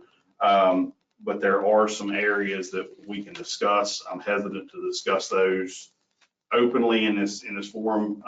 We'll be happy if we wanted to go behind closed doors to do that just for business practices. But looking in the area, there are several structures that would support this. If you do not require the tower structure, the tower steel itself, you can save a substantial amount of money. In addition to that, you can also look at different methods to bring the system back or bring the site back into the system. And what the proposal that I would present to you would be that it would connect directly into the system just as a traditional site would with microwave. It would support the complete suite of similar equipment to what we have now. Basically, what you would need to discuss with your landowner would be, can you have space on the ground and can you have space on their tower? And then how you folks would negotiate that, certainly your business practices. Is there a tower? Yes, there is. There is a tower that we could Yes. potentially tap Yes. into. Okay. Now, obviously, there's a lot that goes into that. You're going to have to do a structural analysis on that tower, okay? And that may preclude any of this. So that's number one. We need to investigatively look at that, okay? And that's standard, okay? But in looking at that and putting that particular site there, it foots the bill for the frequency procurement. It precludes us from having to get a lot of LOCs or letters of concurrence, which can be quite pesky at a time to do that. You're probably the closest thing to a turnkey solution you could get There's already proof of concept that this would work, so that's supportive as well. But you're looking at about $500,000 to $650,000. Okay. Once. I like your number better than his. Well, and so here's the other thing too. Understand that there are grant monies available and some flow through monies available. There's creative ways to fund this. I don't think, so Siren has been built on a partnership, okay? For example, the Berkeley County site, Berkeley brought frequencies to the table, the state provided the equipment. Other sites have obligations to field generators. Other sites have generator maintenance. We co-locate with a lot. So it's a collaborative effort. And the beauty of it is we let anybody who supports public safety or county government onto our system, and it costs the user $0. And I would challenge you to look to the Ohio system. Ohio charges a subscriber rate of $30 per radio per month. And the state provides that service for free based on what the users can bring to it. So it's a pretty good deal for the end user. So originally, the commission in 2005, 2006 timeframe, you probably remember this, made the purchase of the Blue Ridge site, and we did the engineering with, at that time, the IWG and the IRP folks to do all the installation and bring the Blue Ridge site up. You know, and it's a collaboration, like Fred said, all over the board. We have some counties that they want to do all the sites for us. Some do none, some do ones or twos or here. It's just a whole conglomeration of what they can and what they can't do with their budgets. But one thing that I would also encourage you to consider is as that site is there, it's not just use for members of Jefferson County. That includes the federal government, the Customs and Border Patrol, any details that may come into the area. There's just anybody that is an active participant on Siren will have the ability to use that site and with enhancing communications for them in that area. Just if Jeff will send schools as well, just as if Jeff were to send mutual aid or Jefferson County were to send mutual aid to Morgan County for whatever, they're going to use those resources over there. And it's all shared seamlessly to the user. So it really is impacting, what do we have, 40-some thousand subscribers statewide? 47,000. 47,000 radios statewide. So we have about 1,600 here in Jefferson. Did you get your answers? Yeah, I think so. Yes, okay. Well, I was just going to say, I think it's very important that we consider these options that these gentlemen have brought to us today. I don't quite know exactly what the next steps are, but I think we need to do something. Does anybody have any guidance on that? I was going to ask, I don't know if Mr. Kinder wants to take the lead on that or not, is perhaps putting together a proposal or a plan is something we could look at on paper of what needs to be done, and we can look at some actual numbers. We can look at some numbers and things. Now, certainly, I'm not in the business of spending your money, and I would be willing to work with Jeff to get that accomplished. Ultimately, it's his bailiwick. It's not my job to take his wheelhouse away from him. So certainly, we can collaborate on that and get those numbers and things together. And, maybe through his contacts, through the wireless 911 and things of that nature, he has some access to the folks that operate the towers. It's just figuring out how to address the issue and tackle this. We need some real tangible things in front of us to look at to make the best decision to solve this problem. And I think for our next meeting, I would think everyone feels the same. If we could maybe get an update on the Shepherdstown PD, you mentioned Burke was working on it. If we could have some sort of status update. Yeah, I was wondering if somebody was, We have so one of our radio techs does have that as a project to, and we've built a code plug, so to get out there and reprogram the radio. Okay, so when, do you collecting all think, these. Jeff, do you think that we could get that done in the I'll next reach out 2 to her and weeks? let her know. Yeah. Okay, so. When I say All right. Brooks part-time, is RJ still programming for you? He's working full-time in the center and shift work, and he hasn't been doing a lot of programming. I think it's important that while we're doing the one issue with the with what Tricia was saying, excuse me, that we can also talk in the meantime about getting these other radios reprogrammed so that they're not trying to keep hitting that site preference, they're roaming and able to get a better connection. The other benefit to going out and physically programming your radios and touching them is getting to see what shape they're in, what kind of shape they're in, Okay. and physical, if there's physical damage or things. So there's merit to actually going to physically touching the radio. Okay. And I would be curious to see if you knew of any grant money we could tap into as well to make this work. So if we have any grant money, I guess the commission's questions for you right now would be to come back and we offer a month or the next meeting. I am not available at your evening meeting in April. Okay, how about our May? Just say I about could a do month. May, A month? Yeah, early okay. May. Our May meeting. If you could come back with maybe some questions to whether or not we can apply, if we have some grant opportunities to apply for. I think the other questions is maybe a more of a detailed outline of how to accomplish this, right? Yeah, we gotta procure the frequencies and all those. Well, the state emergency management division, once you tell us where you want that site at, we'll take care of it. We'll do frequency procurement. Okay. So realistically, if I may, your first step right now is to investigate whether or not at the location that we've identified is number one available and whether it will support the equipment. Yeah, and that would be yes, if the location is just exactly what he said. So,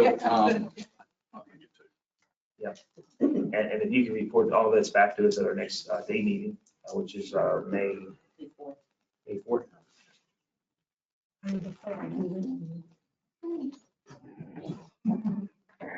That would be very helpful. All right.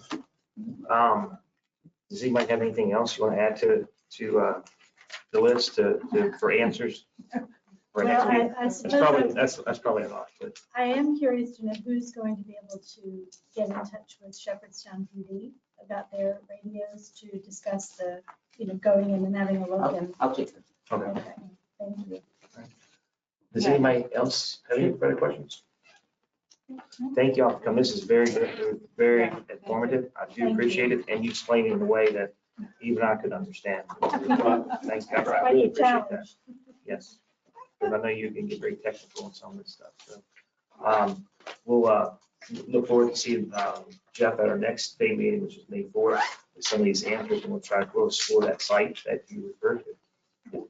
I appreciate it. Thank you. Thank you. Thank you very much, gentlemen. All right, we're going to move to agenda item number 12. Liz Wheeler, come forward, ma'am.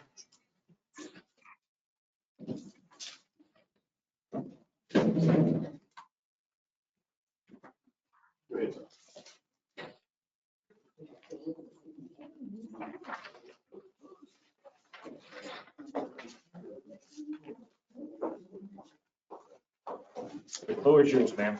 Thank you. I'll let your brains cool off a little bit. Thank you for scheduling me for today. I'm here to request your approval for the purchase of our 56th conservation easement.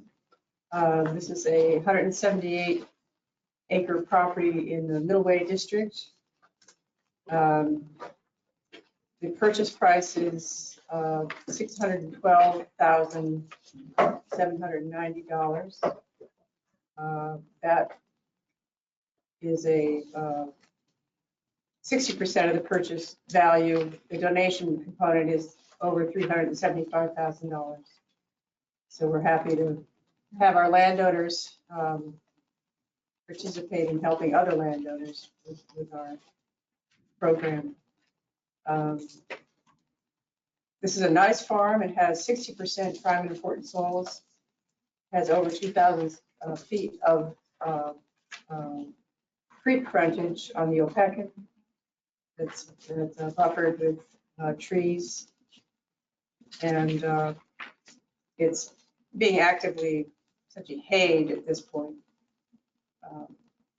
But it's a nice big active farm that's joining the program. Okay. And who's that? What's the owner's names? The owners are Kime Farm Owner LLC. That's actually the name of the previous owner, the people who purchased it. Pine Farm LLC? Yeah. Kime Farm Owner LLC. Owner. I'll go ahead and make the motion that the Jefferson County Commission approve the purchase by the Jefferson County Farmland Protection Board for the Jefferson County Farmland Protection Program, one conservation easement on the property in Jefferson County owned by Kime, that's K-I-M-E, Farm Owner LLC. I'll second that. Any discussion? All in favor, say aye. Aye. Any opposed? Motion carries unanimously. Thank you. Okay, well, that was easy. Well, and just to note again, for those that are listening, we might have poured them to tears, but, the landowner is donating $375,000 worth of value, of his land value in easement, and so we deeply appreciate that. Good deal. Thank you. And I'm so sorry, my son's school just left a voicemail that I couldn't get him. Okay. So I'm gonna have to excuse myself. All right. I'll try to call him. And just so you know, we have 2 easements that are funded for 269 acres that are in the pipeline. And I have another 4 easements with over 500 acres that are in application. We're waiting for our federal partners to let us know what they have decided. So we have a lot in progress. Yes. So thank you very much. I appreciate it. Thank you, Liz. All right. Moving on to agenda item number 14. I don't have anything for that. Do you have anything? We sent the memorandum over of understanding. Where, are you on 13? 14. You're on 14. Nathan's 13. On the old one, it was under unfinished business number 13. Oh. Memorandum of understanding. I'm I'm looking at. Wait, my sure. notes. Oh, I'm sorry. I'm on a new one. Yes, I'm sorry. I have a new one. Okay, then. Yeah, we already did sign the MOU, but we're gonna review, Kelly and Chauncey are here from the university just to talk about the emergency action plan. And Mike is here as well. Just make sure they're all on the Okay. same page and can support as needed. So do you have anything to add? No? We're just here to see if you all have questions for us. And we have a lot of concerns, but right now I think we have an MOU specifically for April 15th. And that is, Correct. yeah. Right. Yep. But we have quite a big season coming in fall. And that's something we're going to have to address at some point too. Okay. I did want to point something out. I noticed a mistake on your agenda request, Commissioner Stoltenberg, under the recommended motion, and it seems that was not corrected in the revised agenda. Do you notice what I'm referring to? I see it here on my computer, yes. It was a copy and paste. I think it's copy and paste. Oh, Manchin thing? Yes, Somebody Joe did- Manchin's name So is somebody in didn't this. delete the copy. No, they That's did fine. not. I don't know what we do about that at this point. Does someone at the office go back and fix that? Yes. No, just edit it. Yeah, Yeah, got it. we'll certainly edit that out. Could I address the commission for just a second about this? Yes, ma'am. Go forward. So my role at Shepherd, I'm the vice president of student affairs, and I also supervise the police department. And one of the things that, and I talked to Mike Stein about this, who I feel is doing a really great job. Our concern when the county took over the ambulances is that we have always had this long-standing relationship with Jefferson Fire Department. That when we have really large events, let's say a football game with 5,000 people, we always had at least 2 ambulances or apparatus there. During playoffs, when Vice President Winbush brings in even more than 5,000 people, sometimes the fire department would bring a ladder truck just to have, so we have extra personnel there in case something happened. If they got a call, they would respond. But we always had bodies there. What concerned us the most is that with the county taking over the ambulances, we're going to sign an MOU most likely that you all are going to say, you'll give us one non-designated ambulance for that event. And what that means is if they get a call someplace else, that ambulance is going to go and we're not going to have any coverage by the county. And so when we look at apples to oranges, this is really apples to oranges compared to what the county can offer and what we were getting from the Jefferson County Fire Department.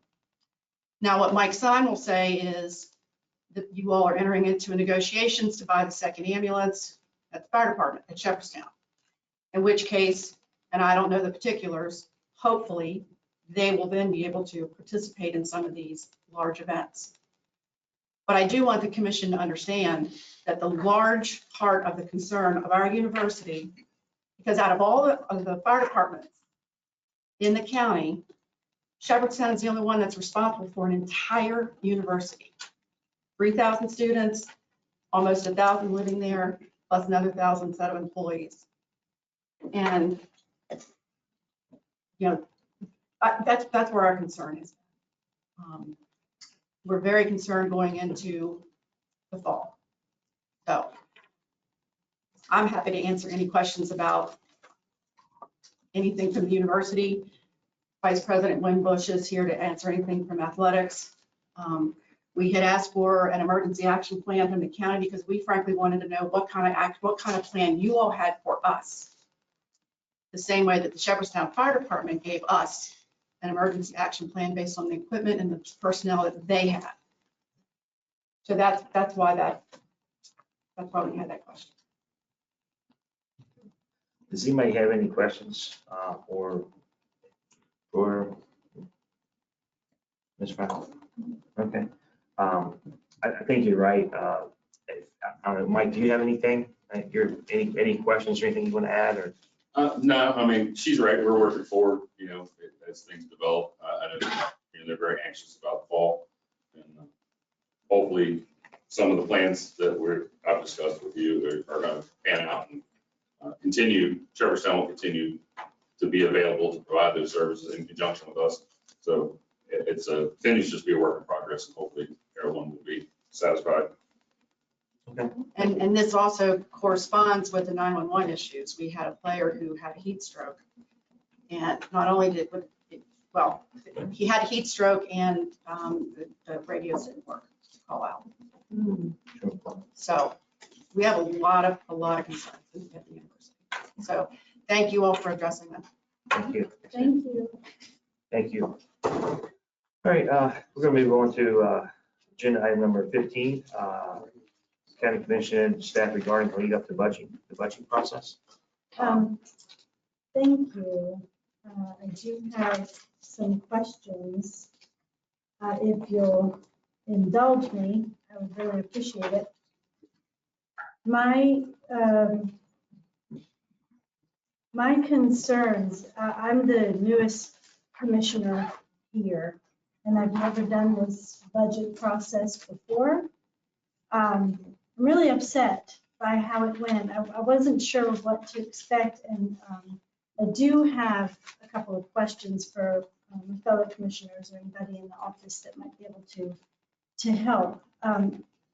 The first question I have is, how was this budgeting season different from previous budgeting seasons? I wasn't here last year, so I can't give you any. Right. I can tell you that the binders that we had received had detailed sheets for each, I guess it's GL account under each department of what was allocated the previous year. Right. And then was an opportunity to say what was going to be requested this year for that specific item. So for instance, what I'm referring to when I say GL account is if you have a materials and supplies account, this is what we budgeted last year, was $5,000, and this year we're requesting $10,000. We could also see the spend against what had been budgeted last year, so year-to-date spend, and then what the new request was. And then it was also an opportunity on those sheets to rate if you were requesting an expenditure and an increase, if it was mission critical, if you were replacing backfilling someone or you needed a new headcount. Is it mission critical, nice to have? It made it easier for us to go through and say where we could clearly maybe cut or put things on the back burner and come revisit because they weren't mission critical for providing services in the county. Right. Thank you. My experience was that these binders were basically empty except for tabs and some pages. I've seen binders from previous budget seasons and they were much more substantial, full of a lot more information. I won't speak for everybody else here, but I would receive pages at the start of each meeting. And that would give us no time to review those pages. And I want to know if that is the normal procedure. Is that how it goes every season, every budget season? Is that how that normally goes? Or are we usually provided a binder full of information that we can then review maybe a week or so before budget hearing? In the past, our binders were mostly complete, but there's always something that comes in at the last minute. I mean, best laid plans. Somebody can miss something or we bring something to the table and there are revisions. Okay, thank you. I just want to add to that is that even though we had the binders with those details, yes, some of the departments that presented would provide presentations, but it was Sure. presentations to support the information that was in yes, the request. yes, that's true. I did feel that there were many errors throughout this process, and I'm wondering if that is normal. Is that how it normally goes? You get a No, binder? that's not how it normally goes. We had a very astute financial officer and did a wonderful job. Yes. And she left twice. So that is not normal, okay. And she was experienced, right? I mean, she had Right. 7 years. Well, she's not here now, but I'm asking Correct. about this budget season. So I would like to know, when we voted to submit the budget at the final, like almost at the last hour, there was still much work still to be done, it seemed. And I'm wondering if that is normal. It's not funny. No, we have approval of the official budget document on the agenda today. So when we were sitting here, that last day was the 27th, and we were working and talking to Krista and asking her various questions. It seemed that we voted, there were still things for her to finish up. Is that normal, or Well, is we it? went in a completely different direction. She had prepared a lot of detail, all based on our original plan of that 7.5, 2.5% COLA plus a 5% merit. Right. And then we changed from that, which was fine and great proposal, simplified things to do the 5% COLA. Yes.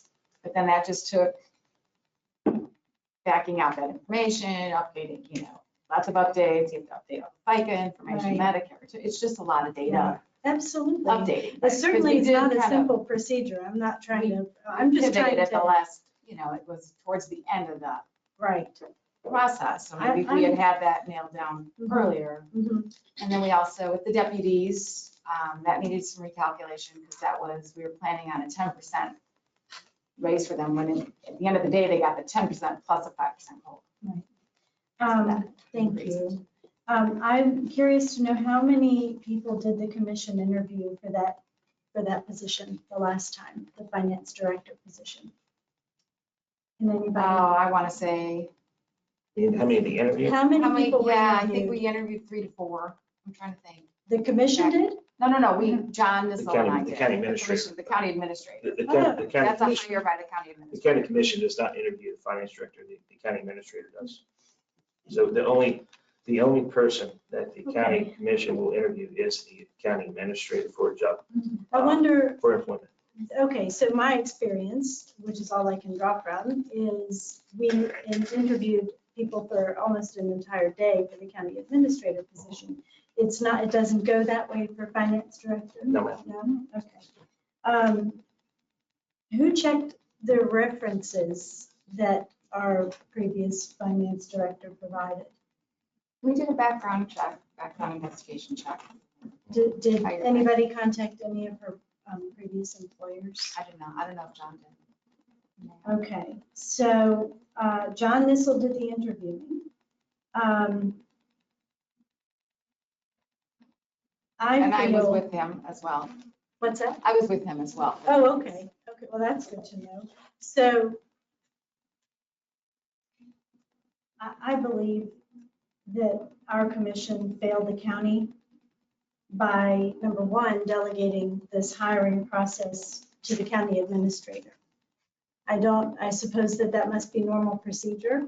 I think maybe we should reconsider that. I absolutely believe that the county administrator is a valuable person to have in the process.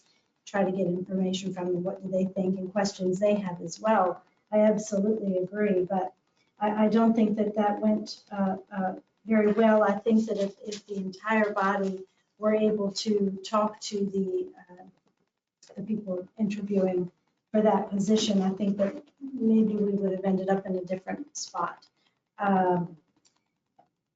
I don't know that we would have based on the applicants we received. Krista No. was a good hire. Krista has great experience. So if very Krista, well okay, versed with but I finance. don't, so from what I have heard, not everybody received and was able to look at and review the resumes of the applicants. That's not true. accurate. No, That's I- not true. All the I resumes, believe that is true. I do believe that that reviewed is all of true. them. They were in John's office. They were In available a folder, for they were review. available. So, Okay. so that Okay, they so- were so always, the- they're always The available. commissioners had to go and search those out. They weren't provided. We had a Is that designated correct? place where we made an agreement for them to come and Yes, ma'am. where they would be held at the office so they can come and look at them. Okay, And that was up to them if they chose to come or not. And they chose not to look at them. That was Oh. certainly up to them. okay, And okay. just for the record, I did review the resumes.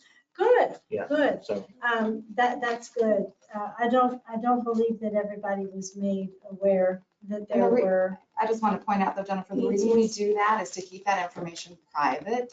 So we are an elected body, and we've been given information in executive session that we're meant to keep private, and I'll speak for myself, I do. We're held to account.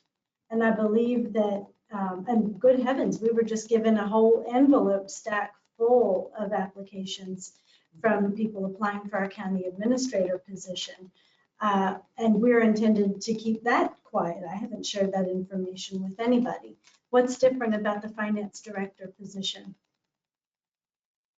I don't think there's anything different. I think the county commission failed the taxpayers of this county in this process. We have never been late submitting a budget before. Now we find ourselves late submitting a budget for the first time that I can think of. And I just say we cannot allow this to happen again. We must be really careful moving forward from here. That's what I have to say. I appreciate you letting me ask questions because I honestly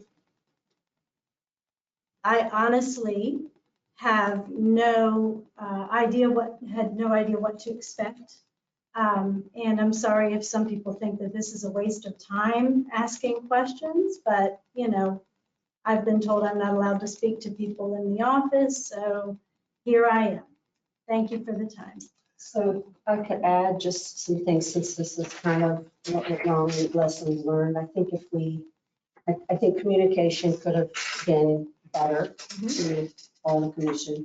If there were problems or issues that arose during the process or information that was uncertain of what was to be provided, perhaps the commission could have had a special session and walked through what the expectations were for that finance director or what we were expecting to be in those binders. So it was a clear understanding across the board collectively as a body, what the expectation was for being provided. I understand Ms. Davis was new and hadn't been through the process, and Ms. Resmer hasn't been through the process. So perhaps in hindsight, we could have had a special session to have reviewed the information that was provided previously and helped figure out how we could get that information to us.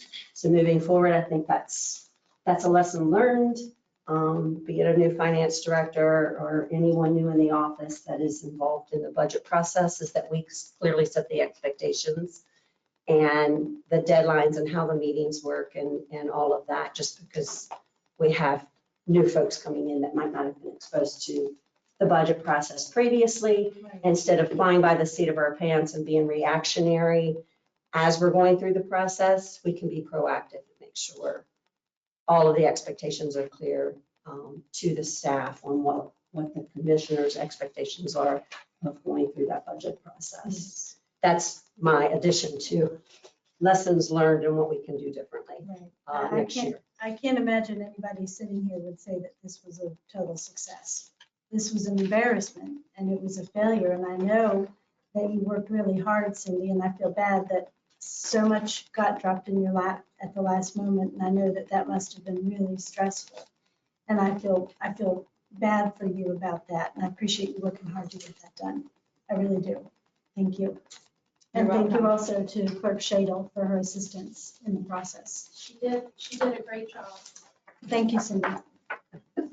I mean, I have some not input that- though. I want to just say, and I think Krista did an amazing job with the circumstances that she came into, starting in December, not knowing any of our system, being tasked also with the ESA transition work, and then we lose John, right? So now we're short-staffed there. I'm trying to cover John's work, or I'm not making excuses. I'm giving valid reasons as to why we were where we were. Sure, it certainly was a mess and not pretty to walk into, but, you know, I just So do wanted you want to to. talk about where we are today? Sure, but I mainly just wanted to thank you, and I appreciate you picking up the ball and finishing it for us. Thank you. Okay, so what we have today, the good news is, so calculations did change based on adjusting the share, you know, correcting what they were getting, the 10% equity plus 5%. I also did some removals of COLA for the vacant positions, because you can't give a COLA if somebody doesn't exist, right? So that saved us some money there. We also, Clerk Shadle and I went up to Martinsburg and met with their finance director just to have them, just kind of show them what I was doing as my approach in this new methodology. I actually reverted back to just taking the 2023 submission that was sent to the state, and I worked off their spreadsheet as a template. And just because it made more sense to me. I'm not, like what Krista Michelle did is very, very sophisticated. I just stuck with the simple state submission. And we do have it completed. One thing with the recalculations, it is $17,018 more than what you approved on March 24th at that meeting. Just with the recalculations, deputy increases and stuff. But at the end of the day, just revenue versus expenditures. Another So that's balanced. That's the most important thing, is balance. That's, well, the 17 is in addition to the 234. What you had approved was a deficit of 234. You had a deficit, and then we have an additional 17, so total deficit of 251,697. And I think that addressed some of the questions I sent in. Okay, good. Some related to Sheriff's Office. Right, okay. So with this deficit, it does have to be balanced to go to the state. But we have a very, you know, I was very conservative with the revenue estimates, just looking at our year-to-date numbers, and there's probably additional monies in just what we're going to have at the end of this year. Or we also have the ARPA. There's still some room in ARPA, or you can reduce your contingency fund slightly as to how you want to deal with that deficit. Only many pots. I'm going to have to, I just need to balance it for the state submission. And I do have the latest ARPA balance, 3.3. And that's already taking out the, you know, ambulances that we've committed. There's some commitments that haven't hit the budget yet. And I know there's, you know, still work to be done with the transition, but. What do we put in the contingency, 250? Yeah. Yes. When we use the contingency money. It's up to you all. We have to come up with the $1,600, right? 1697. Okay. I suggest we use the contingency money to make it work. What's your all's thoughts? I think at this point, that's what we're gonna have to do. So we're reducing the contingency funds. Right, and Yes. then To zero. at the end of the fiscal year, we'll hopefully have some carryover. Right. Don't know yet Yes. exactly what that will be, then we can maybe balance things out a little better. Yeah, have some and I think we contingency. will. Last year was budgeted 7.1 million for the, and I only went with like 4 something. I went very low. Because I don't know what else is gonna hit this year. Right, well, So- none of us do. Right, so I estimated, and there's probably some, it's probably, you could go a little higher. You could take Okay. So does everybody, do you need a motion for that or do you need, I think Clerk Shadle would like a motion to submit the state. the same one that you emailed everybody on Yes. Tuesday? Yes. So we're on agenda item number Oh. 16 now. Have we moved down to that? Yeah, Now it's down. we set weights to that after. so where would you recommend we could pull from the We do contingency? 250 from contingency.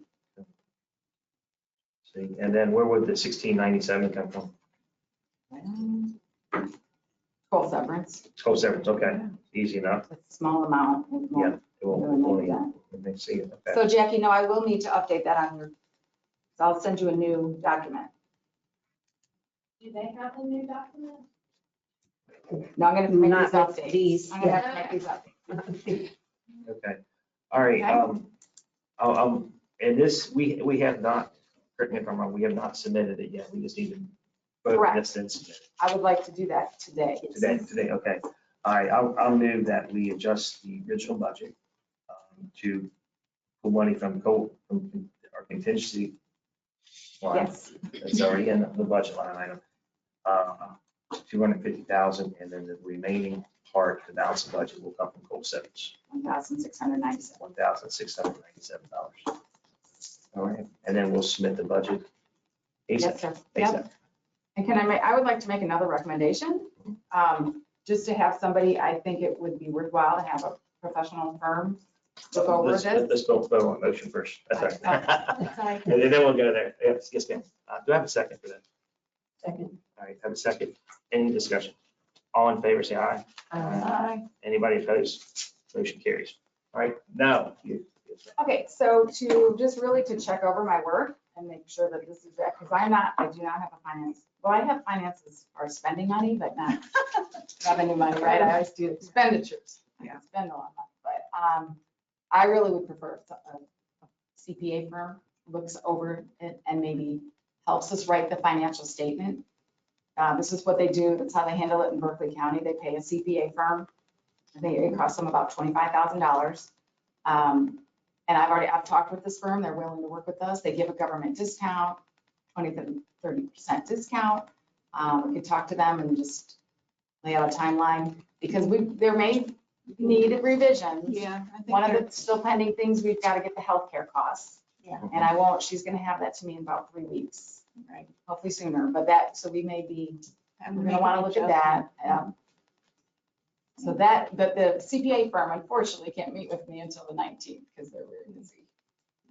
So is this something we can put on the next agenda and get a proposal from them? Yes, hopefully. Well, they wanted to meet with me on the 19th to really develop the needs and a timeline. So I don't know that they'll have an official call, but maybe for the May. Yes. Or if we need to do a special session. I Yeah, think this is okay. very, very important. Because it will affect, we will need a special session to set the benefit rate for open enrollment. okay, we can get added to that. Yeah. Okay. Yep. All right, sounds good. I think it's still me. Oh, no, somebody else, number 15. No, we're good there. 16, we're good. Meeting room, Mountain View coaching. What was our policy in the past for this meeting room? Do we have one? I don't know. Jessica, I talked with, we do She's actually civil. here, one requesting the. Okay. I just know the civil service uses it for testing on some Saturdays. So it's not and it's kind of random. when Oh, I it's see. placed. It's just for all the subsequent months too. Right. Yes, okay. So I don't know that we could commit to that, and then we, but they do additional testing. It's not always scheduled. So I don't know if we could go one quarter at a time to let you know when it's booked. Is that you? You want to come up here? Yes, ma'am. I didn't know, I thought, my fault. Come on up. My name is Andy Davis. I own Mountain View Coaching and Mountain View Financial or Tax Services. I'm a member of Leadership Jefferson, this current class, and I'm creating a youth financial empowerment workshop.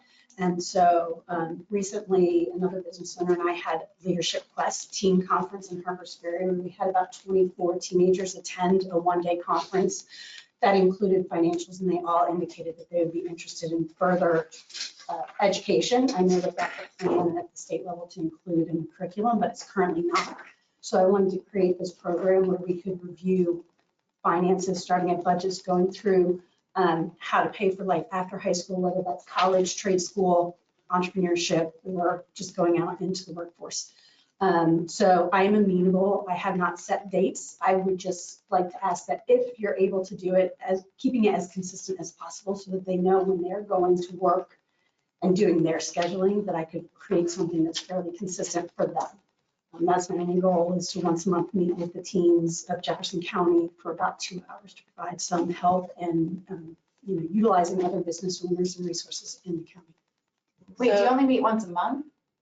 Yes, so it'll be a once a month, so Okay. the fourth Saturday or Because this third says all Saturday. Saturdays. I thought it was every single Saturday. No, Okay. one Saturday a month. I'd just like to keep it consistent. If it could be all third Saturdays or all fourth Saturdays, whatever that looks like for availability.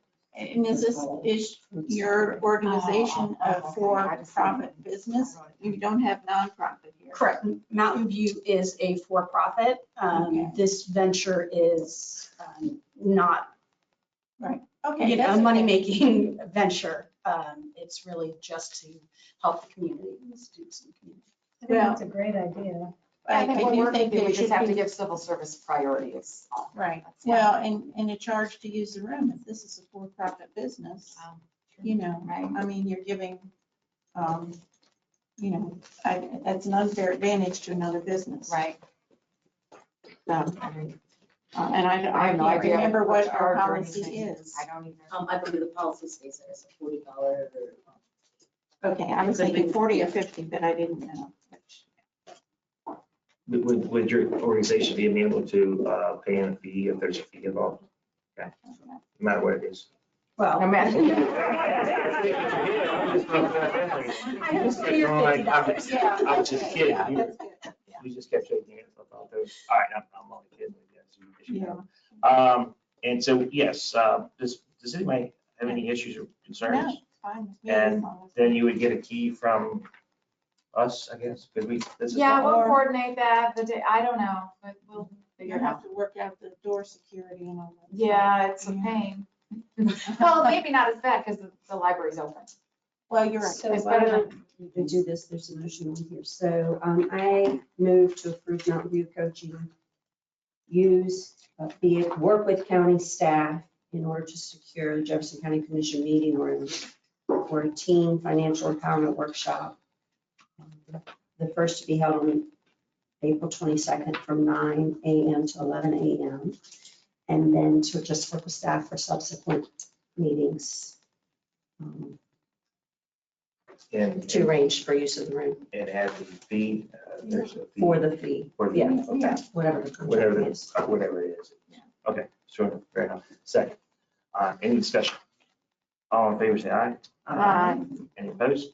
Motion carries. Thank you, ma'am. Thank you, sir. All right, now we're going to move on to, knock out a few of yours, Cindy. A few, I got kind of big. You have a list. few more.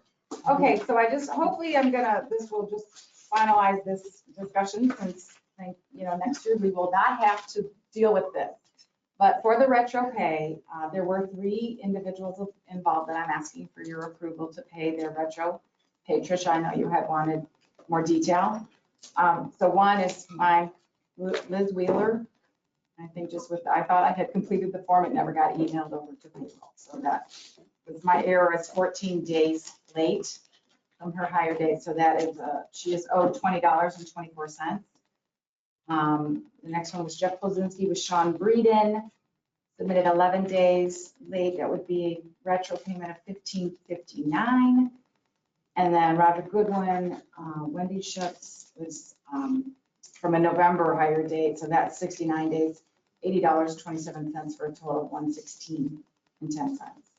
Okay. I'm kindly asking that Jackie's team be allowed to pay that. I'll move to approve the retro pay as discussed. I'll second. Total amount is $116.10. Yes. All right, any discussion? All in favor, say aye. Aye. Opposed? Motion carries. Yes, she did. I should have gave you the finance spreadsheet. You added that up very quickly. And then we had talked back in February, I think, when John had left, we did, I became the interim. We agreed to interim pay increase for the staff, Jessica James and Soraya Pitts, and we said we would revisit it in March. So here we are at the 1st of April. I am asking that we can continue that interim pay increase until May 6th. And then we will have Ms. Sonfreely will be joining us on the 8th, and then we can all go back to our own lives. And I wanted to do the same. It actually worked out perfect with the amount of days worked. And the first, we started with the 3,000 stipend. It worked out to, it was like 30 days of work at $12.50 an hour increase. This next pay period would be the exact same days, 30 days worked. Do you have any details on the extra work or added responsibility or what things have been added to their, Yeah, what they Jessica, picked up? yeah, Soraya's moved in, taking a lot of Jessica's work with the agenda and answering the public's questions that come in on emails, and she's learning a lot. She loves it. And honestly, I've been using Jessica as an HR backup. She participated in the interviews for the public dispatchers.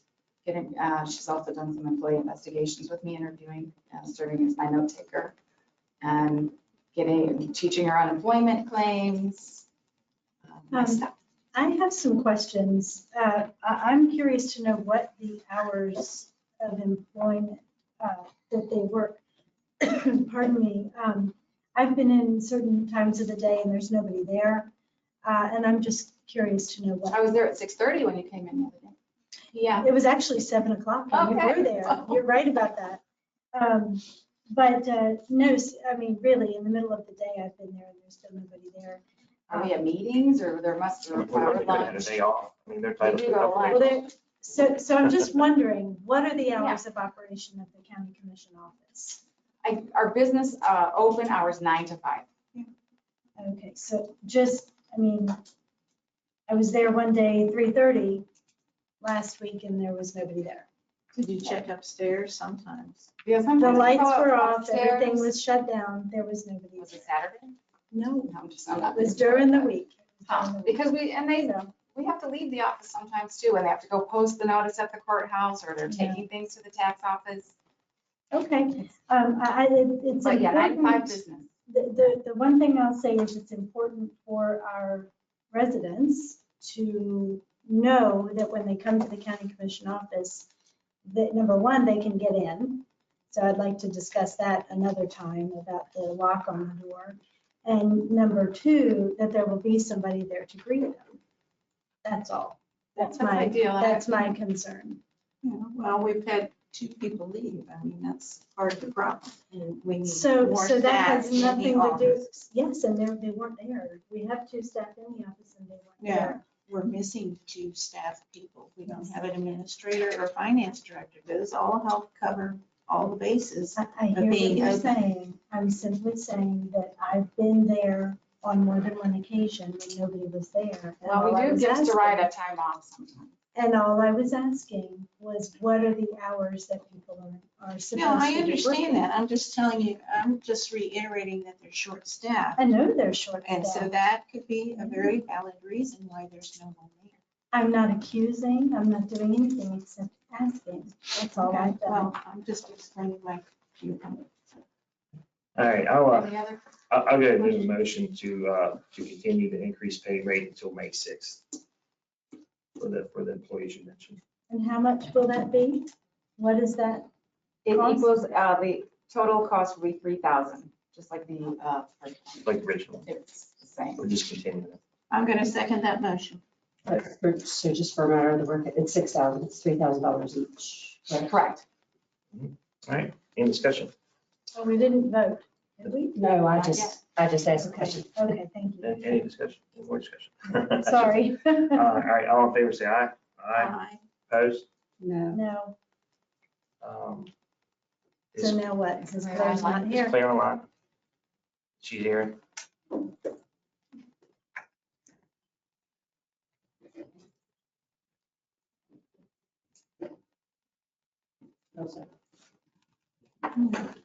Okay, she was gonna call in. She said she was gonna try to call it. Okay, okay. All right, we could try to, I mean, she could break the tie. We can put her on the phone, try to call her, if you want to do that. I think Robert's rules is the motion fails. Or, yeah, I don't know if she said, I don't know if she should try to call in or not, I don't know. All right. If then she's not on, she's not on, yeah, okay. All right, we'll move to project manager ESA transition. Yeah, and I just want to have a discussion about this, if it's something, probably, I feel it's needed. Now that we are short this finance director, who is also a project management professional, tasked with getting a lot of this work done with our transition. We still need to get information loaded into Tyler, get the licensures, there's still a lot of work, payroll for the employees. Just something I think we should consider. I have not gotten quotes or anything yet, but wanted to see what your thoughts were. That, I mean, I guess that's what I would like to see is what would be the task or the responsibilities that this person would be doing and what we're talking about allocating against that. So, A job description, Yeah. even though it's kind of hard to know all the moving parts that I might. know, we've got a Yeah, task pretty list good we one. can put Okay. together, yeah. Yeah. and then if it is, payroll related, that we get input from Kirk Shayla's office on payroll matters and that sort of thing. So yes, I mean, I think certainly we need it to continue moving forward. So if there's something, in my opinion, if there's something, you can put something together, it's worth for us to look at it. Okay. There's, Would that be a temporary position? Yes. It would be Yes. temporary. Just a consultant type. Okay. And then the grant. Oh, I just have a letter for you to sign. Since Kristen's gone, I need to be named as the grant signatory. Okay, no problem. All right. Do we need a motion for that? I think I don't think, do they name him? I don't think so. No, okay. I just, you have a unanimous consent here. Yeah. Okay, yeah. All right. Anything else? I don't know, do I need permission for the finance director role? Are we posting and advertising to hire or? Oh, I think you have to put that on the next agenda. Yeah, I think we put on there for. Okay. Since it's not on here. And then, yeah, I didn't know if that, I know it's required to do the actual hiring, but I didn't know about the advertising. Both yes, steps? yes, ma'am. Okay. And I would also be interested to know if that's a contract. We could, once you find out from the folks which you're going to reach out to, Berkeley County uses, what role they could play. Yeah, I thought about that already, And- since they've and so- applied, they might be able to do it. So they might be able to do it. Mhm. I mean, Yes, I've already thought yeah, so, that option. so maybe you'll have some other options for us at the next meeting. What they're capable of, or what they can offer us. Yeah. Okay. All right. Anything else? Mr. President, I think she didn't cover, did I miss the labor cost reimbursement? I did it for you. Yeah, you did it. We did that before we went into the Nathan Cochran hour. You weren't here yet. Wasn't here, I didn't realize you were ahead of schedule. We were doing that to get it. I got you. We had a couple free moments there, and we just knocked out a few easy ones. Sure. All right. All right. Is there anything else that needs to come before the commission today? Hearing none, if there are no objections, we're adjourned. Thank you.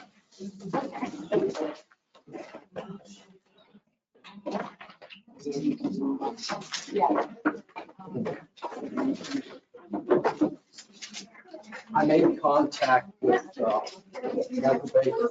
Okay. They're supposed to be sending me the document. He signed. And I'm assuming that since it's third carry, they'll sign. If they're rolling. Okay. What is the policy for electronic signatures? I mean, we can skip